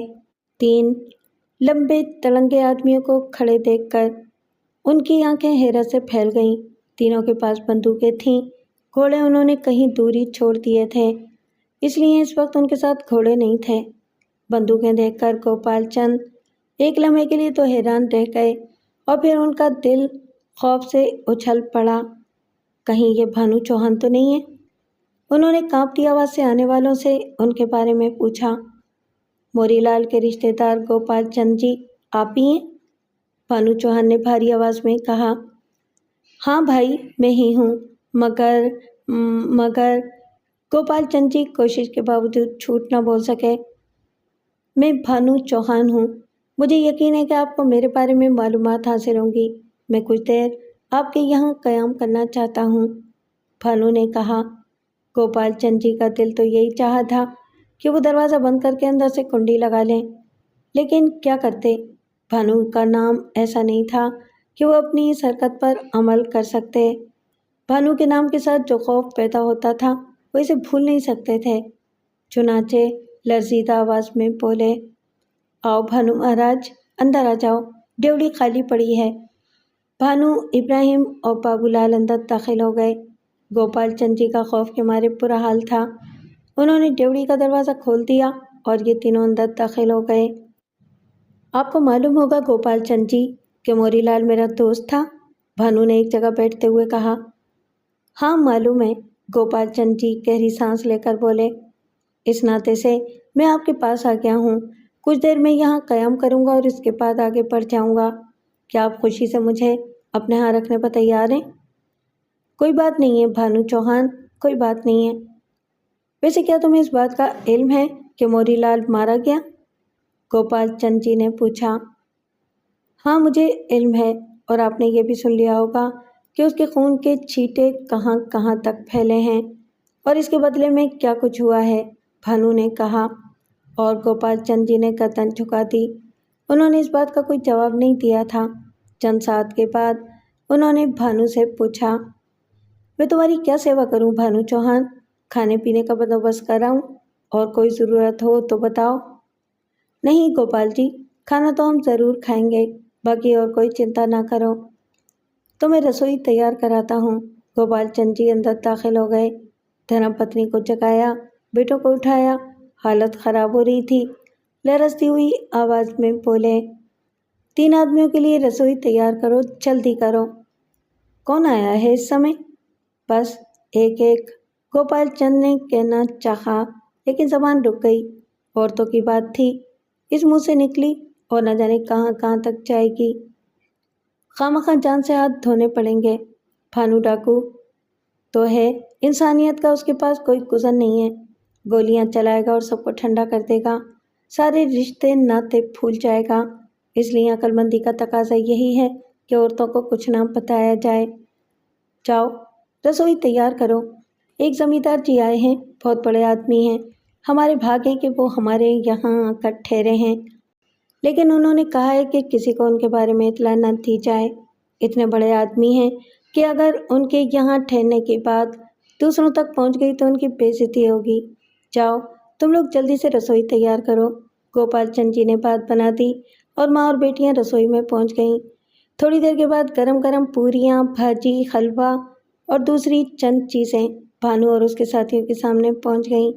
तीनों ने डटकर खाना खाया। फिर भानु ने गोपाल चंद जी से कहा, गोपाल चंद जी, मैं और तो कोई सेवा नहीं कर सकता। मोरीलाल की तरफ से ये कुछ चीज़ें आपकी सेवा में पेश करना चाहता हूँ। उसने चंद जेवरात और नोटों का एक बहुत बड़ा ढेर गोपाल चंद जी के सामने डाल दिया। गोपाल चंद जी ने सारी ज़िंदगी इतनी दौलत का तसव्वुर नहीं किया था। सीधे साधे गरीब से आदमी थे। बेटियों का बोझ सर पर था और हर वक्त परेशान रहते थे कि इस बोझ को कैसे सर से उतारेंगे। इज़्ज़त खाक में मिलती हुई महसूस होती थी बाज़ औक़ात, लेकिन करते भी क्या, हालात ही साथ न देते थे। अंग्रेज़ों का ज़माना था, पेट भर के रोटी मिल जाती थी और यही बहुत था। इतनी दौलत देखकर ان کا ایمان ٹانو ٹول ہونے لگا۔ بھانو ڈاکو تو ہے، مگر یہ دولت تو ان کا جیون سنوار سکتی ہے، بیٹیوں کی تقدیر بن سکتی ہے۔ کیا کرنا چاہیے؟ کیا کرنا چاہیے؟ وہ دیر تک سوچتے رہے، لیکن پھر دولت کی چمک سوچ پر غالب آ گئی۔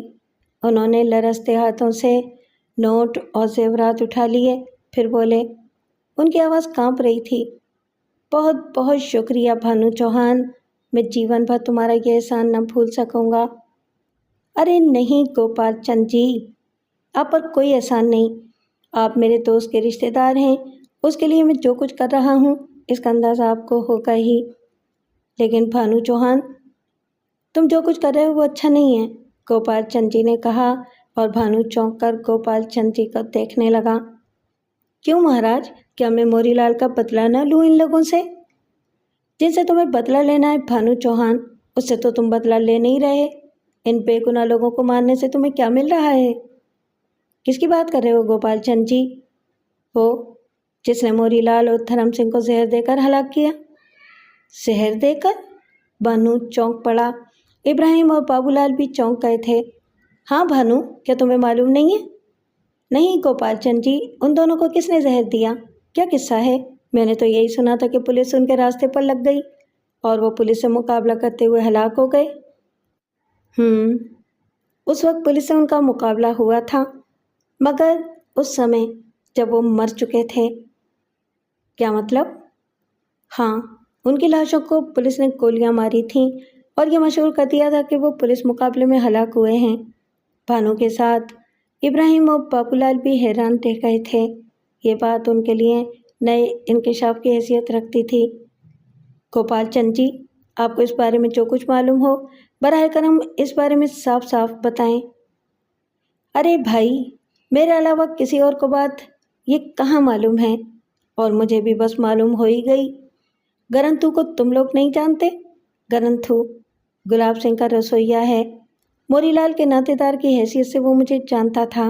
ایک دن وہ میرے پاس آیا اور بڑی سوگندیں دے کر کہنے لگا کہ میں یہ بات کسی اور کو نہ بتاؤں، بڑی ہی خفیہ بات ہے۔ بھانو تعجب سے گوپال چند کو دیکھ رہا تھا، پھر اس نے کہا، مگر مجھے تو ضرور بتائیں گوپال چند جی، آپ جانتے ہیں کہ موری لال کا مجھ سے گہرا دوست اور کون تھا؟ ہاں بھائی، ہمیں اندازہ ہے بھانو چوہان جی، گلاب سنگھ نے دراصل موری لال اور دھرم سنگھ کو زہر دے کر ہلاک کیا تھا، اور جب وہ مر گئے تو گلاب سنگھ نے پولیس کو اطلاع کر دی اور پولیس نے ان دونوں کی لاشوں پر گولیاں چلائیں۔ پھر ان دونوں کے بارے میں یہ مشہور کر دیا گیا کہ یہ دونوں یعنی دھرم سنگھ اور موری لال کیونکہ بھانو چوہان کے ساتھی تھے، اس لیے پولیس سے مقابلہ کرتے ہوئے مارے گئے۔ یہاں کے رہنے والے سب لوگ یہی سمجھتے ہیں کہ موری لال اور دھرم سنگھ پولیس مقابلے سے ہلاک ہوئے ہیں۔ کسی کو یہ معلوم نہیں ہے کہ انہیں زہر دے کر ہلاک کیا گیا ہے اور انہیں ہلاک کرنے والا گلاب سنگھ ہے۔ بھانو کے چہرے پر شدید حیرت کے آثار تھے۔ گوپال چند جی کی بات کو جھوٹ بھی نہیں کہہ سکتا تھا۔ سیدھے سادے شریف آدمی تھے، لیکن یہ بات اس کے لیے سخت تعجب خیز تھی۔ اس کے کانوں میں کہیں سے بھنک نہیں پڑی تھی۔ یہ گلاب سنگھ کون ہے؟ گرنتھو بتا رہا تھا کہ بڑے کلے ٹھلے کا آدمی ہے، پہلے کہیں پونا اور بڑودہ کے علاقوں میں ڈاکے مارتا تھا، مگر انگریز سرکار نے اسے معافی دے کر تمہارے پیچھے لگایا ہے۔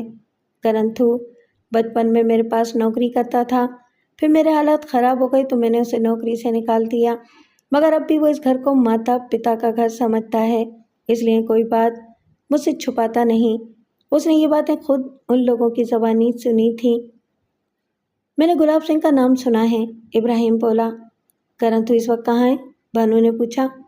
چھتروالی میں ہے اور گلاب سنگھ کا رسوئیا ہے۔ اگر یہ اطلاع درست ہے گوپال چند جی، تو بھگوان کی سوگند گلاب سنگھ جیتا نہیں رہے گا، بھانو نے پرجوش لہجے میں کہا۔ رات کو دیر تک وہ اس موضوع پر بات کرتے رہے تھے۔ بھانو جب غم و غصے کے دور سے نکلا تو اس نے پولیس کی اس سازش کا خوب مذاق اڑایا اور بیعت کیا کہ بہت جلد گلاب سنگھ کو قتل کر کے دھرم سنگھ اور موری لال کا بدلہ لے گا۔ دوسرے دن اتفاق سے گرنتھو پھر آ گیا۔ اس کی ملاقات گوپال چند سے ہوئی تھی۔ गोपाल चंद उसे बिठाकर जल्दी से भानु के पास आए और उन्होंने करंतु की आमद की खबर सुनाई। भानु ने करंतु को उसका नाम ना बताया। गोपाल चंद जी ने करंतु को उनके सामने पेश कर दिया और भानु की ख्वाहिश और गोपाल चंद जी की हिदायत पर उसने धर्म सिंह और मोरीलाल की कहानी दोहराई। उसने बताया कि किस तरह गुलाब सिंह साधु बनकर उन दोनों से मिला था और इसके पास शराब कबाब उड़ाने लगे और बुरी औरतें आने लगीं, यहाँ तक कि उन दोनों को जहर दे दिया गया। अब गुलाब सिंह कहाँ हैं? पता नहीं माई बाप, 2-4 रोज से वो लोग वापस नहीं आए, न जाने कहाँ गए हैं। तुम वहाँ कब वापस जाओगे? भानु ने पूछा। हम तो आज ही शाम चले जाएंगे, करंतु ने जवाब दिया और भानु खामोश हो गया।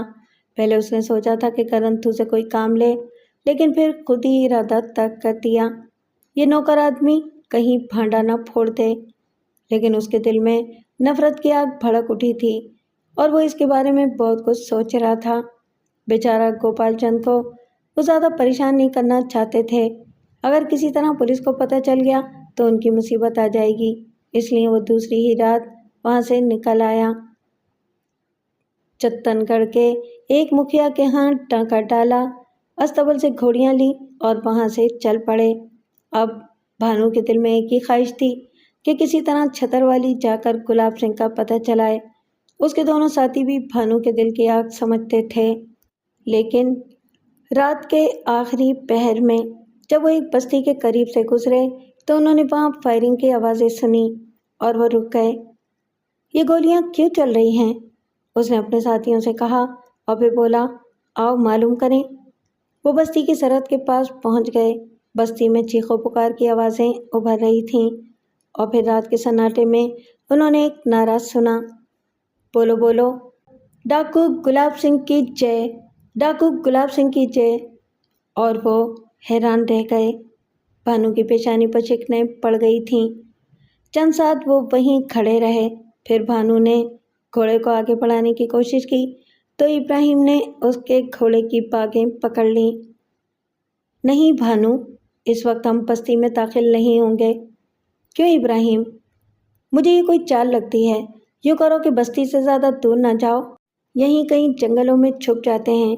सुबह को हम में से कोई बस्ती जाकर सूरत हाल मालूम करेगा। इब्राहिम का मशवरा बिल्कुल ठीक है भानु महाराज, बाबूलाल बोला। तुम दोनों की यही राय है तो ठीक है। भानु ने जंगल की तरफ घोड़ा दौड़ा दिया। दूसरी सुबह बाबूलाल बस्ती की खबर लेने चला गया था। चंद घंटों के बाद उसने वापस आकर गुलाब सिंह को कहानी सुनाई। बस्ती के एक चौधरी खन्नाम सिंह को लूटा गया है, उसके 2 नौकर हलाक हुए हैं और ये डाका गुलाब सिंह ने डाला है। बात समझ में नहीं आई, भानु पुरख्याल अंदाज में बोला। ये गुलाब सिंह का नया डाका नहीं है, पिछले चंद रोज में वो कई डाके डाल चुका है, बाबूलाल ने बताया। इब्राहिम जो गहरी सोच में डूबा हुआ था, सर उठाकर बोला, बहरहाल इस तरह गरंथू की इस बात की तस्दीक तो हो गई है कि गुलाब सिंह यहाँ मौजूद है। लेकिन तुम मेरी ये बात नोट कर लो भानु कि ये सब अंग्रेज़ी साजिश है। भानु ने उसकी बात का कोई जवाब नहीं दिया था। इब्राहिम का ख्याल था कि ये साजिश भानु को चक्कर में डालने के लिए की गई है, लेकिन वो कोई फैसला नहीं कर पाए थे। भानु ने दोबारा अपनी कार्रवाई शुरू कर दी। उसने छतरवाली का रुख नहीं किया था, बल्कि कोटा की तरफ निकल गया। कई डाके डाले। फिर उस रात उसने बूंदी बस्ती के पास कदीम खंडरात में पड़ाव डाला था। पूरे चांद की चांदनी खंडरात को नहाए हुए थी। दूर दूर तक का इलाका नजर आ रहा था। चांद की रोशनी में उन्होंने 10-11 घुड़सवार देखे और चौंक पड़े। रोशनी में उन्होंने साफ देखा था कि घोड़ों पर बैठे हुए लोग मुसल्लह थे और उनके चेहरों पर ठाटे बंधे हुए थे। ये कौन लोग हैं इब्राहिम? भानु के लहजे में चीते जैसी घबराहट थी। खुदा जाने, कहीं गुलाब सिंह तो नहीं? हो सकता है, तो फिर रोको इसे। भानु ने बंदूक उठाई। इब्राहिम भानु की आंखों में खून की चमक देख चुका था। उसके चेहरे पर गुस्से के आसार उभर आए थे। खुला मैदान खतरनाक हो सकता था। ये सिर्फ 3 आदमी थे और वो 10-11 थे, लेकिन भानु की जिद वो जानता था, इसलिए कोई तरकीब करनी चाहिए। इसके जहन ने बर्क रफ्तारी से एक फैसला किया। अबे उसने भी अपनी बंदूक उठा ली और अपने साथी बाबूलाल से बोला, बाबूलाल, तुम्हें बड़ी होशियारी से काम लेना है। तुम यहाँ रुको और इन सबको बंदूक के निशानों पर रखो। ये सुर्ख रुमाल तुम दूर से देख सकते हो। हाँ, मैं अगर सुर्ख रुमाल ऊपर उठाऊं तो तुम गोली चलाना, लेकिन हवा में, और अगर मैं इसे 2-3 बार हिलाऊं तो फिर तुम उन लोगों का निशाना लेकर गोली चलाना। बहुत होशियारी से काम लेना है। उन्हें अंदाज़ा नहीं होना चाहिए कि यहाँ सिर्फ एक आदमी है। ठीक है, ऐसा ही होगा, बाबूलाल ने कहा और एक उम्दा जगह मोर्चा संभाल लिया। भानु और इब्राहिम घोड़ों पर सवार होकर खंडर से निकल आए और फिर वो उन लोगों के करीब आने का इंतज़ार करने लगे। दरहकीकत ये गुलाब सिंह का गिरोह ही था जो बूंदी की तरफ जा रहा था। गुलाब सिंह के मुखबिरों ने उसे ये बात बताई थी कि भानु इन दिनों कोटा बूंदी के अतराफ में है, इसलिए गुलाब सिंह ने इसी तरफ का रुख किया था। वो खुद भानु के सामने आना चाहता था। दफातन गुलाब सिंह ने जो सबसे आगे था उन 2 घुड़सवारों को देखा जो बड़ी जवांमर्दी से उनका रास्ता रोके खड़े हुए थे। उसके साथियों ने जो इन्हें देखा तो झट बंदूकें संभाल लीं, लेकिन गुलाब सिंह ने उन्हें सख्ती से रोक दिया। वो आम लोगों से इस बहादुरी की तवक्को नहीं रखता था। उसने घोड़े की रफ्तार तेज़ कर दी और फिर वो भानु के पास पहुंच गया। इसके साथी भी इससे ज़्यादा दूर न थे। कौन हो तुम दोनों? गुलाब सिंह कड़क कर बोला। यही सवाल हम तुमसे कर रहे हैं सूरमा, पहले अपना नाम बता दो, भानु ने जहरीले लहजे में कहा। मैं गुलाब सिंह ठाकुर हूँ। क्या तुमने गुलाब सिंह का नाम नहीं सुना? डाकू गुलाब सिंह, भानु ने कहा और हंस पड़ा। गुलाब सिंह के चेहरे पर अजीब से तासुरात फैल गए थे। उसने सरासीमा निगाहों से अतराफ में देखा और इसे महसूस हुआ जैसे सामने फैले हुए खंडर के हर पत्थर के पीछे से बंदूक की एक नाल झांक रही हो। यकीनन भानु अकेला ना होगा, वरना इतनी बहादुरी से इतने लोगों के सामने ना आ जाता। इसमें हंसने की क्या बात है? तुम अपने बारे में बताओ, तुम कौन हो?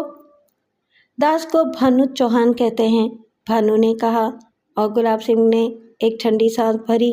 फिर वो घोड़े से उतर गया। उसके घोड़े से उतरते ही उसके तमाम साथी भी उतर गए। गुलाब सिंह ने अपने साथियों की तरफ देखकर कहा, बोलो बोलो, भानु महाराज की जय, भानु महाराज की जय। फिर वो आगे बढ़कर बोला, बड़े नाम थे भानु महाराज, बड़ी आरज़ू थी आपसे मिलने की, बड़े भाग कि यहाँ मुलाकात हो गई। भानु महाराज, आज क्यों ना एक भारी गठजोड़ कर लिया जाए।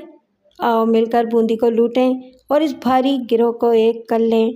गुलाब सिंह, भानु डाकू है, उचक्का नहीं। तुम जैसे लोगों को वो अपने घोड़े का साइज भी बनाना पसंद नहीं करेगा। मैं तुम्हारी तलाश में था गुलाब सिंह। चलो अच्छा है, तुम्हारी मौत तुम्हें खुद ही मेरे सामने ले आई। तुमसे कई हिसाब चुकाने हैं ठाकुर, तैयार हो जाओ। गुलाब सिंह का चेहरा उतर गया। उसने बौखलाए हुए अंदाज में इधर उधर देखा और थूक निकल कर बोला, कैसे कैसे भानु महाराज, कैसे तैयार हो जाऊं? गुलाब सिंह, डाकू ज़माने की भट्टी में तपकर डाकू बनता है। उन हालात में भेड़िया बनता है जब उसको इंसान समझना छोड़ दिया जाता है, और फिर जब वो भेड़िया बन जाता है तो फिर कभी इंसान नहीं बनता। तुम कैसे डाकू हो जो अंग्रेज़ों के सामने हथियार डाल बैठे और फिर उनके पट्टू भी बन गए? ठाकुर, इंसान जब शराफत के साए में पनाह नहीं ले सकता तब बुरा बनता है, और उसके बाद उसका माजी कभी उसे शराफत की गोद में जाने नहीं देता। इसके बाद इसे धरती पर राख बनकर ही बिखरना होता है। तुम डाकू नहीं, उचक्के हो, और उचक्कों को कोई मान नहीं होता। मेरा मान मेरी बंदूक है। अंग्रेज़ों में घिर जाऊंगा और मुकाबले की गुंजाइश नहीं रहेगी तो आखिरी गोली खुद पर चला लूँगा, मगर माफ़ी नहीं मांगूंगा किसी से जीवन के लिए। तुम अंग्रेज़ों के कहने पर मेरे गिरोह में शामिल होना चाहते हो? तुम्हारा क्या ख्याल था? क्या भानु इतना ही बेवकूफ़ है? गुलाब सिंह के सारे बदन ने पसीना छोड़ दिया था। उसने बेशज़दा निगाहों से इधर उधर देखा। भानु से उसे ये तवक्को नहीं थी कि वो सारा कच्चा छट्टा खोल कर सामने रख देगा। इतनी सच्ची बातों के सामने तो अब झूठ बोलने की गुंजाइश भी नहीं रही थी। गुलाब सिंह, तुम्हारा एक एक साथी हमारे आदमियों के निशाने पर है। इनसे कह दो कि अगर किसी ने बंदूक को जुम्बिश भी दी तो फिर इन्हें इस खुले मैदान में कहीं पनाह न मिलेगी। अगर कहो तो नमूना दिखाऊं, इब्राहिम ने कहा और सुर्ख रुमाल ऊपर उठा दिया। रुमाल बुलंद होते ही खंडरात की तरफ से एक गोली आई और उनके सरों से गुजर गई। गुलाब सिंह के औसान खता हो गए थे। कोई बंदूक न हिलाए, वो सरासीमा लहजे में चीखा और फिर बोला, हाँ भानु महाराज, जीवन के लोभ में पड़कर मैंने ये हरकत की है, मगर बहुत शर्मिंदा हूँ। लेकिन अब मैं सरकारी पोस्ट से आज़ाद हो गया हूँ और मैंने दोबारा डाके डालने शुरू कर दिए हैं। मुझे क्षमा कर दो। मैं अब तुम्हारे साथ मिलकर काम करना चाहता हूँ। हुकूमत ने मुझे इसी शर्त पर माफ़ी दी है कि मैं तुम्हारे खिलाफ काम करूँ। उसी ने मुझे यहाँ पहुँचा दिया था। मगर भानु महाराज, मुझे अफसोस है कि मेरे हाथों ऐसा हुआ। भानु की आंखें खून की तरह सुर्ख हो रही थीं। उसने दांत पीस कर कहा, गुलाब सिंह, तुम बेवकूफ़ मालूम होते हो। तुम इतना सब कुछ करने के बाद इस बात के ख्वाहिशमंद हो कि मैं तुम्हारा सामना होने पर तुम्हें माफ़ कर दूं और अपने साथियों में शामिल कर लूं। गुलाब सिंह, शायद अपने गिरोह के लोगों के बारे में तुम्हारे ख्यालात ऐसे ही हों, लेकिन मेरे ऐसे नहीं हैं। तुम क्या समझते हो कि मैं तुम्हारी तलाश में नहीं था? और तुम क्या समझते हो कि भानु इतना ही बेवकूफ़ है कि तुम्हारी चाल में आ जाएगा?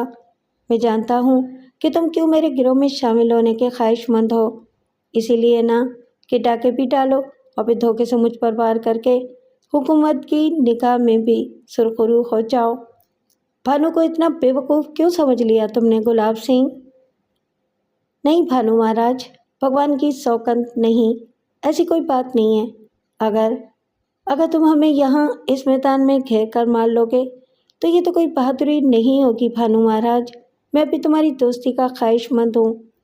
मैं ऐसे लोगों का दोस्त नहीं बन सकता गुलाब सिंह। हाँ, ये जो तुम्हारे साथी हैं, इनकी जान बख्शी की जा सकती है। तुम इस वक्त बेशुमार राइफलों के निशाने पर हो। 2 फीट के फासले तक भी तुम्हारा कोई आदमी भाग नहीं सकता। लेकिन भानु बुज़दिल नहीं है। वो खुले मैदान में फंसे हुए इन लोगों को हलाक नहीं करेगा। हाँ, अगर ये सब तुम पर जान निछावर करने के लिए तैयार हैं तो फिर दूसरी बात है। मैं समझा नहीं भानु महाराज, गुलाब सिंह परेशान लहजे में बोला। मैं समझा रहा हूँ गुलाब सिंह, तुम ज़ात के ठाकुर हो ना? हाँ भानु महाराज, मैं ठाकुर हूँ। ठाकुर बहादुर होते हैं, बुज़दिल नहीं होते। मैं चौहान हूँ। मैं अगर चाहूँ तो खामोशी से इसी वक्त तुम सबको मौत की नींद सुला सकता हूँ। लेकिन मैं चाहता हूँ कि बहादुरी और बुज़दिली का फ़र्क पता चल जाए। तुम भी अपने हथियार एक तरफ डाल दो, मैं भी अपने हथियार एक तरफ फेंक देता हूँ और इसके बाद हम दोनों फैसला कर लेते हैं। तुम अपना जीवन बचाने के लिए मुझे हलाक करने की कोशिश करना। अगर तुमने मुझे मार डाला तो मैं वादा करता हूँ कि मेरे साथी तुम पर गोली ना चलाएंगे, और अगर तुम हलाक हो गए तो मैं भी इन लोगों को भाग जाने का मौका दूंगा। बोलो, क्या ख्याल है? मक्कार गुलाब सिंह बुरी तरह फंस गया था। वो खुद भी ग्रांडील और ताकतवर आदमी था, लेकिन इस वक्त उसे सबसे ज़्यादा खतरा खंडरात में छुपे उन जवानों का था जो उस पर राइफलें ताने तैयार खड़े थे। कोई भी मक्कारी काम नहीं आ सकती थी। ताहम उसने आखिरी कोशिश के तौर पर कहा, मगर भानु महाराज, मैं ये नहीं चाहता। मैं बुज़दिल नहीं हूँ, ठाकुर हूँ, जंग करना जानता हूँ, मगर मेरी तो ख्वाहिश कुछ और ही थी। मैं चाहता था कि हम दुश्मनी भूलकर दोस्ती इख्तियार करें और साथ साथ डाके डालें। भानु महाराज, अगर मैं तुम्हारे साथ शामिल होने के बाद गद्दारी करूं तो तुम मुझे जीता मत छोड़ना। ये काम तुम्हारे लिए मुश्किल नहीं होगा। मुझे एक बार ज़रूर मौका दो। नहीं गुलाब सिंह, तुम्हें सिर्फ एक ही बार मौका दिया जा सकता है। अपना जीवन बचाने के लिए मुझसे लड़ो और मुझे हलाक कर दो। इसके बाद ही तुम जान बचाने में कामयाब हो सकते हो, वरना कोई और सूरत नहीं है। ना ही मैं तुमको इससे ज़्यादा मौका दे सकता हूँ, भानु ने कहा और अपनी कमर में बंधी हुई पेटी उतार कर एक तरफ डाल दी। चलो बंदूक फेंक दो। मजबूरन गुलाब सिंह को भी तैयार होना पड़ा था। अगर उसे खंडरात में छुपे आदमियों का खतरा न होता تو اب تک وہ کوئی بھی چال چل چکا ہوتا۔ اس کے ساتھیوں کی کیفیت البتہ معلوم نہیں ہوتی تھی۔ ابراہیم پریشان تھا۔ بھانو یہاں جذباتی ہو گیا تھا۔ پتہ نہیں گلاب سنگھ کے مقابلے میں اس کی جسمانی قوت کیسی ہے، کیونکہ گلاب سنگھ بھی ڈیل ڈول سے بہت کچھ نظر آتا تھا۔ اگر بھانو ابراہیم سے مشورہ کر لیتا تو ابراہیم اسے اس چکر میں نہ پڑنے دیتا۔ بس بھانو جذباتی ہو گیا تھا اور ابراہیم کے لیے ایک پریشانی پیدا ہو گئی تھی۔ اس نے بھانو کی بات میں دخل دینا مناسب نہیں سمجھا۔ البتہ وہ سوچ رہا تھا کہ اگر بھانو کو کوئی خطرہ درپیش ہوا تو وہ اپنے طور پر خاموش نہیں رہ سکے گا۔ وہ بھانو کا دوست تھا، غلام نہیں تھا۔ گلاب سنگھ کے ساتھی پیچھے ہٹ گئے۔ ابراہیم بھی چند قدم پیچھے ہٹ گیا تھا۔ گلاب سنگھ نے اپنے ہتھیار پھینک دیے اور دونوں ہاتھ اٹھا کر کھڑا ہو گیا۔ اب کون سا ہتھیار ہے تمہارے پاس گلاب سنگھ؟ بھانو نے پوچھا۔ تلاشی لے سکتے ہو، مگر میں ایک بار پھر کہہ رہا ہوں چوہان کہ یہ سب کچھ نہ کرو۔ ارے آؤ آؤ یار، اب تو جو کچھ ہونا ہے ہو ہی جائے گا، بھانو نے مست سے لہجے میں کہا۔ پھر وہ کھنڈرات کی طرف رک کر کے بولا، ساتھیو، میں تمہیں سوگند دیتا ہوں اپنی کہ اگر میں گلاب سنگھ کے ہاتھوں مارا جاؤں تو تم میں سے کوئی بھی اس کے ساتھیوں پر گولی نہیں چلائے گا، انہیں خاموشی سے نکل جانے دے گا۔ میری اس بات کا مان رکھنا، گولیاں مت چلانا۔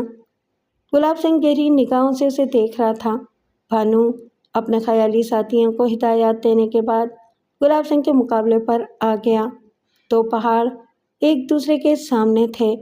گلاب سنگھ کو اب واقعی زندگی اور موت کی جنگ کرنا تھی، چنانچہ وہ پوری طرح چاق و چوبند تھا۔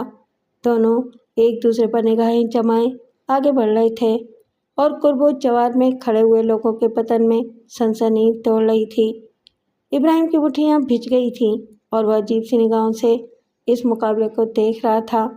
پھر دو پہاڑ ایک دوسرے سے ٹکرائے، دونوں نے پنجے ملائے اور گلاب سنگھ کے حلق سے چیخ نکل گئی۔ بھانو نے اس کے پنجوں کو اس بری طرح بھینچا تھا کہ گلاب سنگھ کے ہاتھ درد کرنے لگے۔ اس نے الٹ کر دونوں ٹانگیں بھانو کے سینے پر ماریں اور پنجے چھوٹ گئے۔ گلاب سنگھ نیچے گرا تھا اور بھانو چند قدم پیچھے ہٹ گیا تھا۔ گلاب سنگھ پھرتی سے پلٹی کھا کر کھڑا ہو گیا۔ البتہ اس نے اندازہ لگا لیا تھا کہ طاقت میں بھانو اس سے کہیں زیادہ ہے، چنانچہ کوئی ایسی چال چلنی چاہیے کہ بھانو زیر ہو جائے، اور جنگ میں ہر چال جائز ہوتی ہے۔ دوسرے ہی لمحے گلاب سنگھ آگے بڑھا اور بھانو کی پنڈلیوں پر ٹھوکر مارنے کی کوشش کی۔ اس کی یہ کوشش کامیاب ہو گئی تھی، لیکن ستون کہیں اپنی جگہ سے ہلتے ہیں۔ بھانو نے پھر جھک کر اسے دبوچ لیا۔ اس کے دونوں ہاتھ گلاب سنگھ کی خصلے کی ہڈیوں میں آ پھنسے تھے۔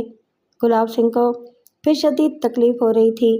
اس نے بھانو کی پسلیوں پر گھوسے لگائے اور پھر اسے لپٹ پڑا، لیکن بھانو کی انگلیاں اس کی ہنسلی کی ہڈیوں میں پیوست ہوتی جا رہی تھیں۔ اس نے ایک بیشیانہ طاقت کے ساتھ ایک جھٹکا دیا اور گلاب سنگھ کے حلق سے ایک کرہ نکل گئی۔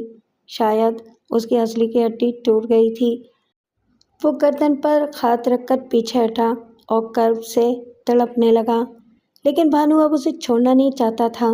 اس کا ایک زوردار گھوسا گلاب سنگھ کی پیشانی پر پڑا اور دوسرا گھوسا اس کی آنکھ پر۔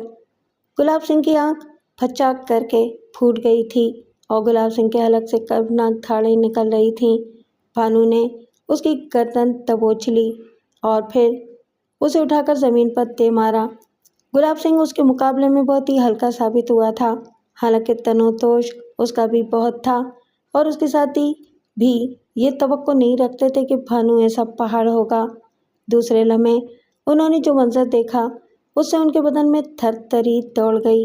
ابراہیم بھی اس خوفناک منظر سے متاثر ہوئے بغیر نہ رہا تھا۔ بھانو نے گلاب سنگھ کی پنڈلی پر ایک پاؤں رکھا اور اس کا دوسرا پیر پکڑ کر اسے کھینچنے لگا۔ گلاب سنگھ دونوں ہاتھ زمین پر مار کر تڑپ رہا تھا اور چرچراہٹ کی آواز بلند ہو رہی تھی۔ ایسا خوفناک منظر اس سے پہلے شاید ہی کسی نے دیکھا ہو۔ انسانی قوت کا یہ بے مثال مظاہرہ تھا۔ بھانو نے گلاب سنگھ کو درمیان سے چیر کر پھینک دیا۔ وہ 3-4 بار تڑپا اور پھر سرد ہو گیا۔ بھانو نے اس کی لاش پر تھوک دیا تھا، سمجھا گلاب سنگھ، میرا نام بھانو پربھان سنگھ چوہان ہے، تیجا سنگھ کا بیٹا، چھتروالی کا رہنے والا ہوں۔ ایک غریب اور سیدھا سادہ کسان تھا۔ मगर अंग्रेज सरकार ने जो बोया सो काटा। तुझ जैसे चोर प्रभान सिंह का कुछ नहीं बिगाड़ सकते। चोर बनने के बाद आदमी ना तो जानदार रहता है और ना ही जीतदार। फिर वो गुलाब के साथियों की तरफ रुक करके बोला, तुम अब क्या कहते हो? जान बचाकर भाग जाना चाहते हो या अपने सरदार के साथ नर्क में जाओगे? गुलाब सिंह के आदमी हाथ जोड़कर खड़े हो गए थे। उनमें से एक ने आगे बढ़कर कहा, जो आपकी आज्ञा महाराज। जाने की आज्ञा देते हैं तो हम सब चले जाएंगे और आइंदा फिर आपके सामने नहीं आएंगे। और अगर हम पर विश्वास करें तो हमें भी अपने गिरोह में शामिल कर लीजिए। नहीं, ये नहीं हो सकता। मैं इन लोगों को कभी अपने गिरोह में शामिल नहीं करूँगा जो गुलाब सिंह के साथी थे। जाओ, तुम लोग भाग जाओ और इसके बाद कभी भानु के रास्ते में आने की कोशिश न करना। वो सब इस तरह सर पर पाँव रखकर भागे थे कि भानु की हंसी छूट गई। गुलाब सिंह की लाश की तरफ इन लोगों ने तवज्जो भी नहीं दी थी। भानु ने एक बार फिर नफरत से गुलाब सिंह की लाश को देखा और इब्राहिम से कारतूसों की पेटी तलब की। कारतूस सजाकर और बंदूक हाथ में लेकर वो वापस पलट पड़ा। बाबूलाल भी खंडा से निकल आया था। उन्होंने बड़ी चालाकी से अपने दुश्मन को बदतरीन मात दी थी। गुलाब सिंह को हलाक करने के बाद भानु का एक अहद पूरा हो चुका था। चुनाचे आगे बढ़ने के बजाय वो वापस पलट पड़ा। न जाने उसके जहन में क्या समाई कि वो आगे नहीं गया था। इब्राहिम और बाबूलाल ने भी कोई एतराज़ नहीं किया था और वहाँ से फिर वो वापस चत्तनगढ़ आ गया। दरअसल वो छतरवाली में दाखिल होना चाहता था और किसी मुनासिब मौके की ताक में था। गुलाब सिंह तो जहन्नम रसीद हो चुका था। अब उसके जहन में सिर्फ एक ही ख्याल था कि किसी तरह इस आश्रम की तकमील कराए, उसके बारे में मालूम करे कि उसका क्या हशर हुआ। जो दौलत उसने धर्म सिंह को दी थी उसके बारे में तो कोई पता नहीं था, लेकिन भानु के दिल में ये ख्वाहिश ज़रूर थी कि पता चलाए कि वो दौलत किसने अपने कब्ज़े में की। चुनाचे इसी ख्याल से वो चत्तनगढ़ आया था कि कोई मौका देखकर छतरवाली में दाखिल हो, लेकिन इस बार उसने गोपाल चंद के यहाँ क़याम नहीं किया। गोपाल चंद जी बाल बच्चेदार आदमी थे, उन्हें परेशान करना मुनासिब नहीं था। अलबत्ता एक रात वो इनसे मिलने ज़रूर पहुंचा। बाबूलाल और इब्राहिम भी उसके साथ थे। बाबूलाल ने गोपाल चंद के घर के दरवाजे पर दस्तक दी और वो बेचारे फिर हैरान और परेशान दरवाजे पर पहुंच गए। भानु को अलबत्ता देखकर उन्होंने खुशी का इजहार किया था। फिर वो लरसती हुई आवाज़ में बोले, भानु, तुम्हारे लिए एक बहुत बड़ी खबर है। तुमसे खुद राब्ते के लिए मैं सोच रहा था, लेकिन मेरे जैसे बूढ़े आदमी के लिए ये मुश्किल काम था, इसलिए मन मार कर रह गया। क्या खबर है गोपाल जी? ये पीछे वाला जो मकान है, यहाँ चंद अंग्रेज़ ठहरे हुए हैं। हैरत की बात यह है कि वो हिंदू देहातियों के भेष में हैं। असल में मेरी बीवी ने उन्हें देख लिया था और फिर रामायण जी की धर्मपत्नी ने भी यही बताया कि वो अंग्रेज़ हैं और बहुत बड़े बड़े अफसर हैं। ओहो! भानु बुरी तरह चौंक पड़ा। अगर ये बात है गोपाल चंद जी, तो आप चिंता ना करें, हम उनका भी करिया कर्म कर देंगे। वो थोड़ी देर के बाद गोपाल चंद के मकान से निकल आया। बाबूलाल और इब्राहिम भी इसका मकसद समझ गए थे। चुनाचे वो उस दूसरे मकान के पास पहुंच गए। यहाँ से अंदर दाखिल होने के लिए उन्होंने बहुत चालाकी से काम लिया था। किसी को कानो कान खबर न हुई और वो अंदर दाखिल हो गए। एक बहुत बड़े कमरे में आरामदेह बिस्तर लगाए गए थे। ये सब गहरी नींद सो रहे थे। भानु और उसके साथी दरवाजे पर लात मारकर अंदर दाखिल हो गए। दरवाजे पर धमाके से मेजर वॉल्टन की आंख खुल गई। उसने जो चंद लंबे लंबे बंदूक बरदार आदमियों को देखा तो उठकर बैठ गया और बेख्तियार उसके मुंह से निकला था, तुम आ गए गुलाब सिंह? मेजर वॉल्टन ने ये जुमला अंग्रेज़ी में कहा था, लेकिन गुलाब सिंह का नाम तो भानु ने सुन ही लिया और उसके होंठों पर मुस्कुराहट फैल गई। तो ये ससुरा गुलाब सिंह तुम्हारे इशारे पर काम कर रहा था, पर तुम हो कौन? मेजर वॉल्टन भानु की आवाज़ सुनकर फटी फटी निगाहों से उसे देखने लगा था। अब उसकी समझ में आया था कि आने वाला गुलाब सिंह नहीं, भानु चौहान है। उसने अंग्रेज़ी में जो कुछ कहा और वो भानु की समझ में नहीं आया और मेजर वॉल्टन भानु की बातें नहीं समझ सका। لیکن بندوق کی زبان سب کی سمجھ میں آ جاتی ہے۔ بھانو نے زیادہ انتظار نہیں کیا۔ اس نے اور اس کے ساتھیوں نے بندوقیں سیدھی کی اور انگریزوں کو نشانہ بنانا شروع کر دیا۔ ان لوگوں کو ہلاک کرنے کے بعد انہوں نے ہری چند کے موسیٰ جی کو بھی نہیں چھوڑا، جنہوں نے انگریزوں کو پناہ دی تھی اور یہاں سے بھانو کے خلاف سازش ہوئی تھی۔ ان سب کو ختم کرنے کے بعد بھانو نے وہی چٹھیاں وہاں بھی چھوڑ دیں جن میں لکھا تھا کہ اب بھی اس کے آدمیوں کو رہا کر دیا جائے، ورنہ اس کے نتائج حکومت کو بھگتتے رہنا پڑیں گے۔ میجر بولٹن کو قتل کرنے کے بعد بھانو سدن پوری کی طرف نکل گیا۔ یہاں اس کی ملاقات لکھوا ہیر سے ہوئی، جو چھتروالی کا رہنے والا تھا۔ اس کے کھیت بھانو کے کھیت کے برابر تھے، اس طرح دونوں میں دوستی تھی۔ بھانو اس سے مل کر بہت خوش ہوا۔ لکھوا ہیر نے بھی کھلے دل سے بھانو کا خیر مقدم کیا تھا۔ وہ زبردستی ان تینوں کو اپنے گھر لے گیا۔ سدن پوری بھینسوں کا کاروبار کرتا تھا۔ دونوں میں بہت سی باتیں ہوئی تھیں، پرانی یادیں تازہ ہو گئیں۔ لکھوا نے کہا، بس اب 1-2 مہینے تک کہیں نہیں جانے دوں گا۔ نہیں لکھوا، میں تمہیں خطرے میں نہیں ڈالوں گا۔ میری زندگی ہر وقت بندوق کی گولی کے سامنے رہتی ہے۔ تم بال بچے والے آدمی ہو، میری وجہ سے۔ بس یار کو گالی مت دو، بچپن کی دوستی ہے، ایسی باتوں سے کون ڈرتا ہے؟ لکھوا نے کہا، اور پھر اس نے بھانو کو اتنا مجبور کیا کہ وہ لکھوا کی ضد کے آگے بے بس ہو گیا۔ ان دنوں بھانو لکھوا کے ہاں ہی مقیم تھا۔ جب تقسیم ہند کا اعلان ہو گیا، انگریزی حکومت لٹ گئی، پاکستان بن گیا، ہندوستان میں کانگریس حکومت قائم ہو گئی، سارا نظام ہی بدل گیا تھا۔ نئی نئی خبریں ملنے لگیں، پولیس کی ساری سرگرمیاں ختم ہو گئیں اور نت نئے ہنگامے جنم لینے لگے۔ بھانو اور اس کے ساتھی معطل ہو کر رہ گئے تھے۔ وہ خاموشی سے حالات کا جائزہ لے رہے تھے۔ راجستھان میں حکم چند بھاٹیہ نے اقتدار سنبھال لیا اور اصلاحات کرنے لگا، لیکن انگریز کے پٹھوؤں کے خلاف ابھی تک کوئی کارروائی نہیں ہوئی تھی۔ وہ آج تک آزاد تھے اور عیش کر رہے تھے۔ بھانو نے چند روز خاموشی سے گزارے۔ ان دنوں وہ اپنے دوستوں سے مشورے کرتا رہا تھا اور پھر مکمل مشوروں کے بعد اس نے ایک یادداشت حکم چند بھاٹیہ کو بھیجی، جس میں اس نے یہ لکھا تھا کہ انگریز سرکار چلی گئی، لیکن ابھی تک بھانو کی وجہ سے گرفتار ہونے والوں کی رہائی عمل میں نہیں آئی ہے۔ اس نے لکھا تھا، بھانو صرف اس لیے خاموش ہو گیا ہے کہ وہ کانگریس حکومت کے ساتھ تعاون کرنا چاہتا ہے۔ اس کی لڑائی انگریز حکومت سے تھی جو اب نہیں رہی۔ چنانچہ حکومت بھانو کے بارے میں اپنی پالیسی کا اعلان کرے تاکہ بھانو اپنے مستقبل کا فیصلہ کر سکے۔ یہ یادداشت حکم چند بھاٹیہ کو ملی تو وہ سوچ میں ڈوب گیا۔ اس نے اپنے مشیروں سے مشورہ کیا، لیکن یہ وہی لوگ تھے جو انگریز کے دور میں حکومت میں عیاشیاں کر رہے تھے۔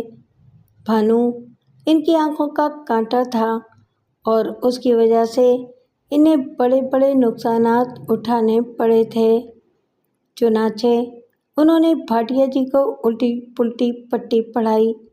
انہوں نے کہا کہ بھانو نے راجستھان میں جو خونریزی کی ہے وہ معاف کی جانے کے قابل نہیں ہے، وہ ہمیشہ حکومت کے لیے خطرہ بنا رہے گا، اس لیے اس موقع سے فائدہ اٹھایا جائے۔ بھانو کو مطمئن کرنے کے لیے ان تمام لوگوں کو چھوڑ دیا جائے جن کی گرفتاری بے مقصد ہے، اس پر ہاتھ ڈالنے کے لیے کوئی گہری چال چلی جائے۔ بھاٹیہ جی اپنے مشیروں کی باتوں میں آ گئے۔ چنانچہ بھانو کے خلاف ایک جامع سازش تیار ہو گئی۔ بڑے بڑے پوسٹر شہر کی دیواروں پر چسپاں ہو گئے جن میں لکھا تھا، کانگریس حکومت بھانو کو معافی کا اعلان کرتی ہے، اس کی خواہش کے مطابق اس کے نام پر گرفتار ہونے والوں کو رہا کر دیا گیا ہے۔ بھانو کسی بھی وقت بھرت پور میں اعلیٰ حکام سے مل سکتا ہے۔ ایک پوسٹر بابو لال کے ہاتھ لگا تو وہ خوشی سے ناچتا ہوا اسے لے کر بھانو کے پاس پہنچ گیا، جو ابھی تک سدن پوری ہی میں لکھوا کے ہاں موجود تھا۔ اس نے پوسٹر بھانو کے سامنے رکھ دیا۔ ابراہیم اور بھانو اس وقت بیٹھے ہوئے باتیں کر رہے تھے۔ لکھوا موجود نہیں تھا۔ ابراہیم نے پوسٹر پڑھ کر بھانو کو سنایا۔ تو اس کے چہرے پر خوشی کا تاثر پھیل گیا۔ اگر واقعی کانگریس سرکار نے میرا کہا مان لیا ہے تو وہ بڑا ہی اچھا قدم اٹھایا ہے۔ اس نے، میں فطرتاً برا نہیں تھا، ان انگریزوں اور اس کے پٹھوؤں نے مجھے برا بنایا تھا، لیکن اب اگر کانگریس سرکار پھر سے مجھے انسان بننے کا موقع دے رہی ہے تو بھگوان کی سوگند میں انسان بن کر بھی دکھاؤں گا۔ میں واپس چھتروالی چلا جاؤں گا، وہاں اپنی زمینیں دوبارہ حاصل کروں گا، چاہے اس کی قیمت کچھ بھی کیوں نہ ادا کرنی پڑے، اور اس کے بعد پھر سے پربھان سنگھ کسان بن جاؤں گا۔ زمینوں سے مجھے بڑا ہی پریم ہے، اور خاص طور سے وہ زمینیں جو میرے پرکھوں کی ہیں۔ ابراہیم کے چہرے پر البتہ گہری سنجیدگی طاری تھی۔ بھانو نے اسے دیکھا اور پوچھنے لگا، تو کیا سوچ رہا ہے یار ابراہیم؟ بھانو نے کہا، کوئی خاص بات نہیں بھانو، بس اس زمانے نے اتنے دھوکے دیے ہیں کہ اب کسی پر اعتبار کرنے میں بڑی مشکل پیش آتی ہے۔ ہاں یہ تو ٹھیک کہہ رہا ہے، پریشانی کی کیا بات ہے؟ اپنی حکومت ہے، اپنی سرکار ہے، ہم دیکھے لیتے ہیں کہ یہ سرکار ہمارے ساتھ کیا سلوک کرتی ہے۔ بھانو، میں بھی یہی چاہتا ہوں کہ پہلے سرکار کی باتوں کو اچھی طرح پرکھ لیا جائے۔ خود کو ان کے قابو میں دینا دانشمندی نہیں ہوگی۔ پہلے ہم دیکھ لیتے ہیں۔ اب تم یوں کرو کہ لکھوا سے اجازت لے کر باہر نکلو، پیش بدل کر پتہ چلاؤ کہ حکومت نے پہلے قدم کے طور پر کیا ان لوگوں کو آزاد کر دیا ہے جنہیں ہماری وجہ سے گرفتار کیا گیا تھا۔ ٹھیک ہے، ایسا کر لیتے ہیں۔ ویسے حکومت کو ہماری بات مان لینی چاہیے۔ ہمیں دکھ ہوگا اگر اس حکومت نے بھی ہمیں ڈاکو ہی بنے رہنے دیا۔ بھانو نے درد مندی سے کہا، اور اس کے بعد تیاریاں مکمل ہو گئیں۔ بھانو اور اس کے دونوں ساتھی بھیس بدل کر لکھوا سے اجازت لے کر باہر نکل آئے۔ وہ کئی بستیوں میں گئے اور خفیہ طریقے سے یہ معلومات حاصل کیں کہ کچھ لوگوں کو آزادی ملی ہے یا نہیں، تو پتہ چلا کہ حکومت نے اپنا قول نبھایا ہے۔ گرفتار ہونے والے اپنے گھروں کو واپس آ گئے تھے۔ حکومت نے ان کے ساتھ بہت اچھا سلوک کیا تھا، نقد رقم بھی دی تھی تاکہ اپنا کاروبار دوبارہ شروع کر سکیں۔ تینوں کو حکومت کے اس اقدام سے بڑی مسرت ہوئی تھی۔ پھر 10-15 دن کے بعد وہ دوبارہ سدن پوری واپس آ گئے اور لکھوا کے ہاں جمع ہوئے۔ اب کیا کرنا چاہیے لکھوا جی؟ کیا ہم چھتروالی چلے جائیں؟ میرا خیال ہے کہ چھتروالی جا کر ہم دوبارہ اپنا کام سنبھال لیں، لیکن حکومت نے تو یہ کہا ہے کہ بھرت پور میں حکومت کے اعلیٰ حکام سے جا کر ملو۔ یار، جنگلوں میں ہماری کافی دولت چھپی ہوئی ہے، پہلے اسے اکٹھا کر کے ایک جگہ جمع کر لیں۔ کم سے کم اس آشرم کی تعمیر تو ہو ہی جائے۔ میری بڑی خواہش ہے میری ابراہیم کہ میں اپنے باپ تیجا سنگھ کے نام پر اس آشرم کی مہورت کروں اور کم سے کم اس کا نام اس سنسار میں چھوڑ جاؤں۔ اس کے لیے پھر یہی بہتر ہوگا کہ تم حکومت کے اعلیٰ ارکان سے مل لو، بھرت پور چلے جاؤ اور اپنے آپ کو ان کے سامنے پیش کر دو۔ لکھوا نے مشورہ دیا۔ ابراہیم خاموشی سے یہ تمام باتیں سن رہا تھا، پھر اس نے گردن ہلا کر کہا، میں تمہیں اس کوشش سے روکوں گا نہیں، مگر ہوشیاری اب بھی ضروری ہے بھانو۔ ٹھیک ہے، ہم خفیہ طور پر حکومت کے کسی اعلیٰ رکن سے ملیں گے، اس سے بات کریں گے، اور جب تک اطمینان نہیں ہو جائے گا ہم اپنے آپ کو ان کے حوالے نہیں کریں گے۔ بھانو نے ابراہیم سے اتفاق کرتے ہوئے کہا، اور یہ بات طے ہو گئی۔ بھرت پور میں داخل ہو کر انہوں نے ایک سرائے میں قیام کیا، پھر یہاں سے وہ حکومت کے اعلیٰ ارکان کے بارے میں معلومات حاصل کرنے لگے تو پتہ چلا کہ بھرت پور کا میئر رزق لال لوٹیا ہے۔ بھانو نے ایک چٹھی اس کے نام لکھی اور اس میں کہا کہ وہ ان سے ملنا چاہتا ہے۔ یہ ایک بہت بڑے زمیندار کا سالہ تھا اور یہ زمیندار بھانو کے ہاتھوں قتل ہو چکا تھا۔ چنانچہ بھانو کے لیے دل میں انتہائی کدورت رکھتا تھا اور اس کی موت کا خواہش مند تھا۔ بھاٹیا جی کو مشورہ دینے والوں میں یہ بھی شریک تھا۔ اب جو اسے بھانو کی چٹھی ملی تو اس نے دوبارہ بھاٹیا سے رابطہ قائم کیا۔ دونوں کے درمیان خفیہ گفتگو ہوئی اور طے یہ پایا کہ بھانو کو سازش کے جال میں جکڑنا ہے۔ تیسری رات جب لوٹیا جی اپنی خوابگاہ میں آرام کر رہے تھے، بھانو نے ان کی خوابگاہ کے دروازے پر دستک دی۔ وہ خاموشی سے ان کے مکان میں داخل ہوا تھا۔ دروازہ لوٹیا جی نے کھولا اور اپنے سامنے ایک لمبے تڑنگے دیو ہیکل جوان کو دیکھ کر حیران رہ گئے۔ اس جوان کا ان کی ساری کوٹھی سے کوئی تعلق نہیں تھا۔ کون ہو تم؟ क्षमा चाहता हूँ महाराज، اس طرح آپ سے ملنے آیا، لیکن ایک ڈاکو کو اپنے ملنے جلنے والوں سے بھی اسی طرح ملنا پڑتا ہے جیسے رات میں ڈاکے ڈالنے جاتا ہے۔ اوہ، تو تم بھانو سنگھ چوہان ہو؟ جی مہاراج، بھانو نے جواب دیا۔ لوٹیا جی کا بدن ایک لمحے کے لیے کانپ کر رہ گیا تھا۔ انہوں نے بڑی ہمت سے کام لیا اور بھانو کو اندر بلا لیا۔ بیٹھو پروان سنگھ، میں تمہارا بے چینی سے انتظار کر رہا تھا، لیکن تم اس طرح آؤ گے مجھے یقین نہیں تھا۔ کیوں مہاراج؟ اس لیے کہ کانگریس سرکار تمہیں معافی دے چکی ہے، اب تم ایک معزز آدمی ہو، ایک اچھے شہری، چنانچہ تمہیں اس طرح روپوش نہیں ہونا چاہیے تھا۔ اتنا ڈرا ہوا ہوں مہاراج اس سنسار سے کہ لوگوں سے وشواس ہی ختم ہو گیا ہے۔ تمہارے گروہ کے دوسرے ارکان کہاں ہیں؟ وہ اس کوٹھی کے قرب و جوار میں چھپے ہوئے ہیں۔ مہاراج، آپ پروان سنگھ کی مجبوریوں کو سامنے رکھیں۔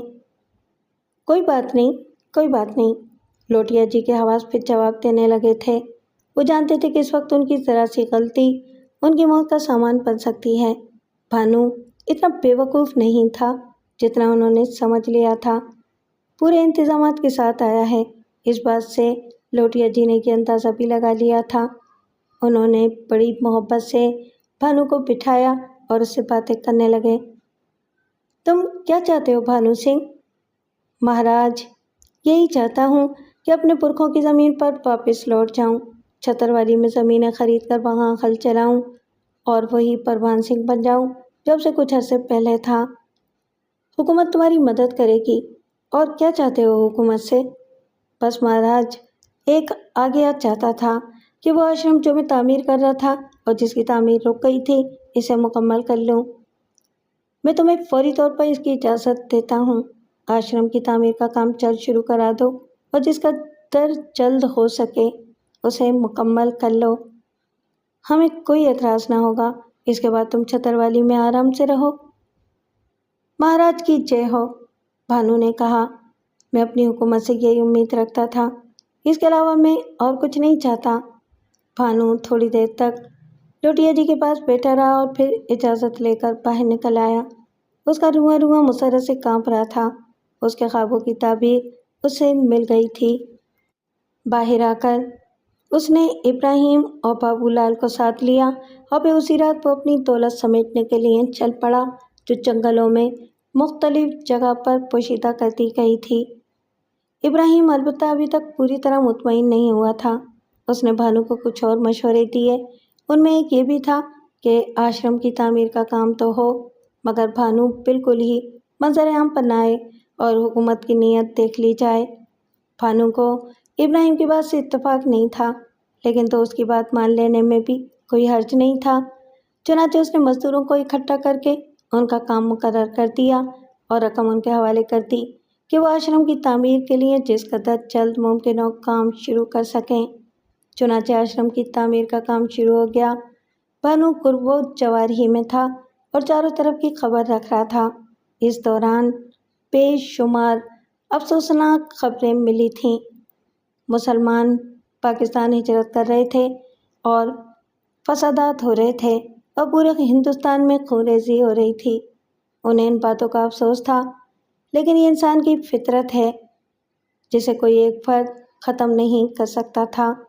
آشرم تعمیر ہو گیا اور بھانو نے اس کی مہورت کی تاریخ بھی مقرر کر ڈالی۔ پھر اس نے پہلی بار منظر عام پر آنے کا فیصلہ کیا۔ دعوت نامے جاری کر دیے گئے تھے۔ چنانچہ اس روز بے شمار لوگ آشرم کے ارد گرد جمع تھے۔ بڑی دور دور کی بستیوں سے لوگ آئے تھے۔ حکومت کے اعلیٰ افسران بھی یہاں موجود تھے اور پولیس کے وہ بہترین افسران بھی جنہیں بھانو کی گرفتاری کا کام سونپا گیا تھا۔ پولیس عام آدمیوں کے بھیس میں یہاں موجود تھی۔ وردی میں صرف وہی لوگ تھے جو انتظامات کرنے کے لیے یہاں لائے گئے تھے۔ بھاٹیا جی کی آمد بھی متوقع تھی، لوٹیا جی پہنچ چکے تھے۔ بالآخر بھانو اپنے گھوڑے پر بیٹھ کر آشرم کے پاس پہنچ گیا۔ لوگ اسے دیکھ رہے تھے اور انگشت بدندہ تھے۔ یہی راجستھان کا وہ زلزلہ تھا جس نے وہاں خون کی ندیاں بہا دی تھیں، جس نے راجستھان کی دیہی آبادیوں میں لوگوں کا جینا حرام کر دیا تھا۔ موت ہر وقت ان لوگوں کے تعاقب میں رہتی تھی اور اس موت کا نام پربھان سنگھ چوہان تھا، اور اب یہ چوہان منظر عام پر آ گیا تھا۔ تمام لوگ انگشت بدندہ تھے، چاروں طرف سنسنی پھیلی ہوئی تھی۔ آشرم کا افتتاح ہوا۔ لوٹیا جی نے بھانو کے گلے میں ہاتھ ڈالے اور اس کے لیے توصیفی کلمات کہے۔ بھاٹیا جی اس مہورت میں شریک نہ ہو سکے تھے، اور پھر وہ وقت آ گیا جب پولیس کو اپنا کام کرنا تھا۔ لوٹیا جی نے کہا، پربھان سنگھ چوہان، تمہارے گروہ کے لوگ آج بھی تمہارے ساتھ نہیں ہیں۔ ان سے کہو کہ سامنے آئے۔ اب وہ ڈاکو نہیں بلکہ معزز شہری ہیں۔ وہ اپنے اپنے گھروں کو چلے گئے مہاراج، انہیں اپنے گھر سنبھالنے تھے۔ اب ہمیں بھی آگیا دیں، بھانو نے کہا۔ حالانکہ ابراہیم اور بابو لال مجمع میں موجود تھے، لیکن ابراہیم نے کہہ دیا تھا کہ بھانو جذباتی نہ ہو اور انہیں پیچھے ہی رہنے دیا جائے۔ ابراہیم واقعی زیرک انسان تھا، اس کا اعتراف بھانو کو ہمیشہ رہا۔ بہت سے مواقع پر ابراہیم کی ہوشیاری کام آ گئی تھی، ورنہ بھانو شکار ہو چکا تھا۔ لوٹیا جی پیچھے ہٹ گئے۔ بھانو اسٹیج سے نیچے اترا ہی تھا کہ دفعتاً چاروں طرف سے بندوقوں کی نالیں اس کے بدن سے آگ لگیں اور وہ تعجب سے منہ پھاڑ کر رہ گیا۔ یہ سب سادہ لباس لوگ تھے، لیکن پوری طرح مسلح تھے۔ ایک لمحے کے لیے بھانو بہت جگہ رہ گیا تھا، پھر اس کی آنکھیں خون کی طرح سرخ ہو گئیں۔ لوٹیا جی، یہ کیا ہے؟ اس نے دھاڑ کر پوچھا۔ جو ہونا چاہیے چوہان، حکومت نے تمہاری خواہش پوری کر دی، اب تم حکومت کی خواہش پوری کر دو۔ خون کی ندیاں بہانے والے بھانو ٹانکو کو حکومت آزاد تو نہیں چھوڑ سکتی۔ تمہارے لیے موت کی سزا تجویز کر دی گئی ہے۔ لوٹیا جی، یہ بے ایمانی ہے، وعدہ خلافی ہے۔ بھگوان کی سوگند، اس کے لیے میں تمہیں معاف نہیں کروں گا۔ تم نے دھوکہ دیا ہے، غداری کی ہے، میں تمہیں اس کی سزا ضرور دوں گا۔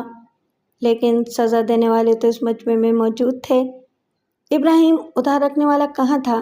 مجمع کے کسی کونے سے فائر ہوا اور لوٹیا جی جو ابھی اسٹیج پر ہی کھڑے تھے خون میں نہا گئے۔ ان کی پیشانی کے چیتھڑے اڑ گئے تھے۔ گولی کی آواز سنتے ہی مجمع میں بھگدڑ مچ گئی اور پولیس والے بھی ہجوم کا شکار ہو گئے۔ بھانو بھلا اس موقع سے کیوں نہ فائدہ اٹھاتا؟ اس نے ایک پولیس والے کی بندوق چھین لی اور قرب و جوار میں کھڑے پولیس افسران پر فائرنگ شروع کر دی۔ دوسری طرف ابراہیم اور بابو لال نے تباہی مچا دی تھی۔ پولیس والے مجمع پر گولیاں نہیں برسا رہے تھے۔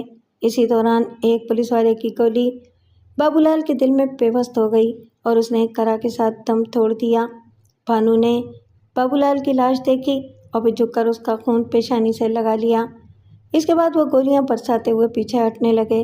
دوڑتا ہوا مجمع ان کی ڈھال بنا ہوا تھا، اس لیے وہ بچ نکلنے میں کامیاب ہو گئے اور پھر انہیں ایک گھوڑی مل گئی اور دونوں اس پر سوار ہو کر جنگلوں میں جا گھسے۔ پولیس ان کا پیچھا کر رہی تھی اور مسلسل ان پر گولیاں برسا رہی تھی، لیکن بالآخر وہ پولیس سے دور نکل آنے میں کامیاب ہو گئے۔ لوٹیا جی موت کے گھاٹ اتر گئے تھے۔ مجمع میں بے شمار لوگ ہلاک ہوئے تھے اور سینکڑوں زخمی ہو گئے تھے۔ لوٹیا جی کی چال ناکام ہو گئی تھی، لیکن بھانو پر بھی ضربے کاری لگی تھی۔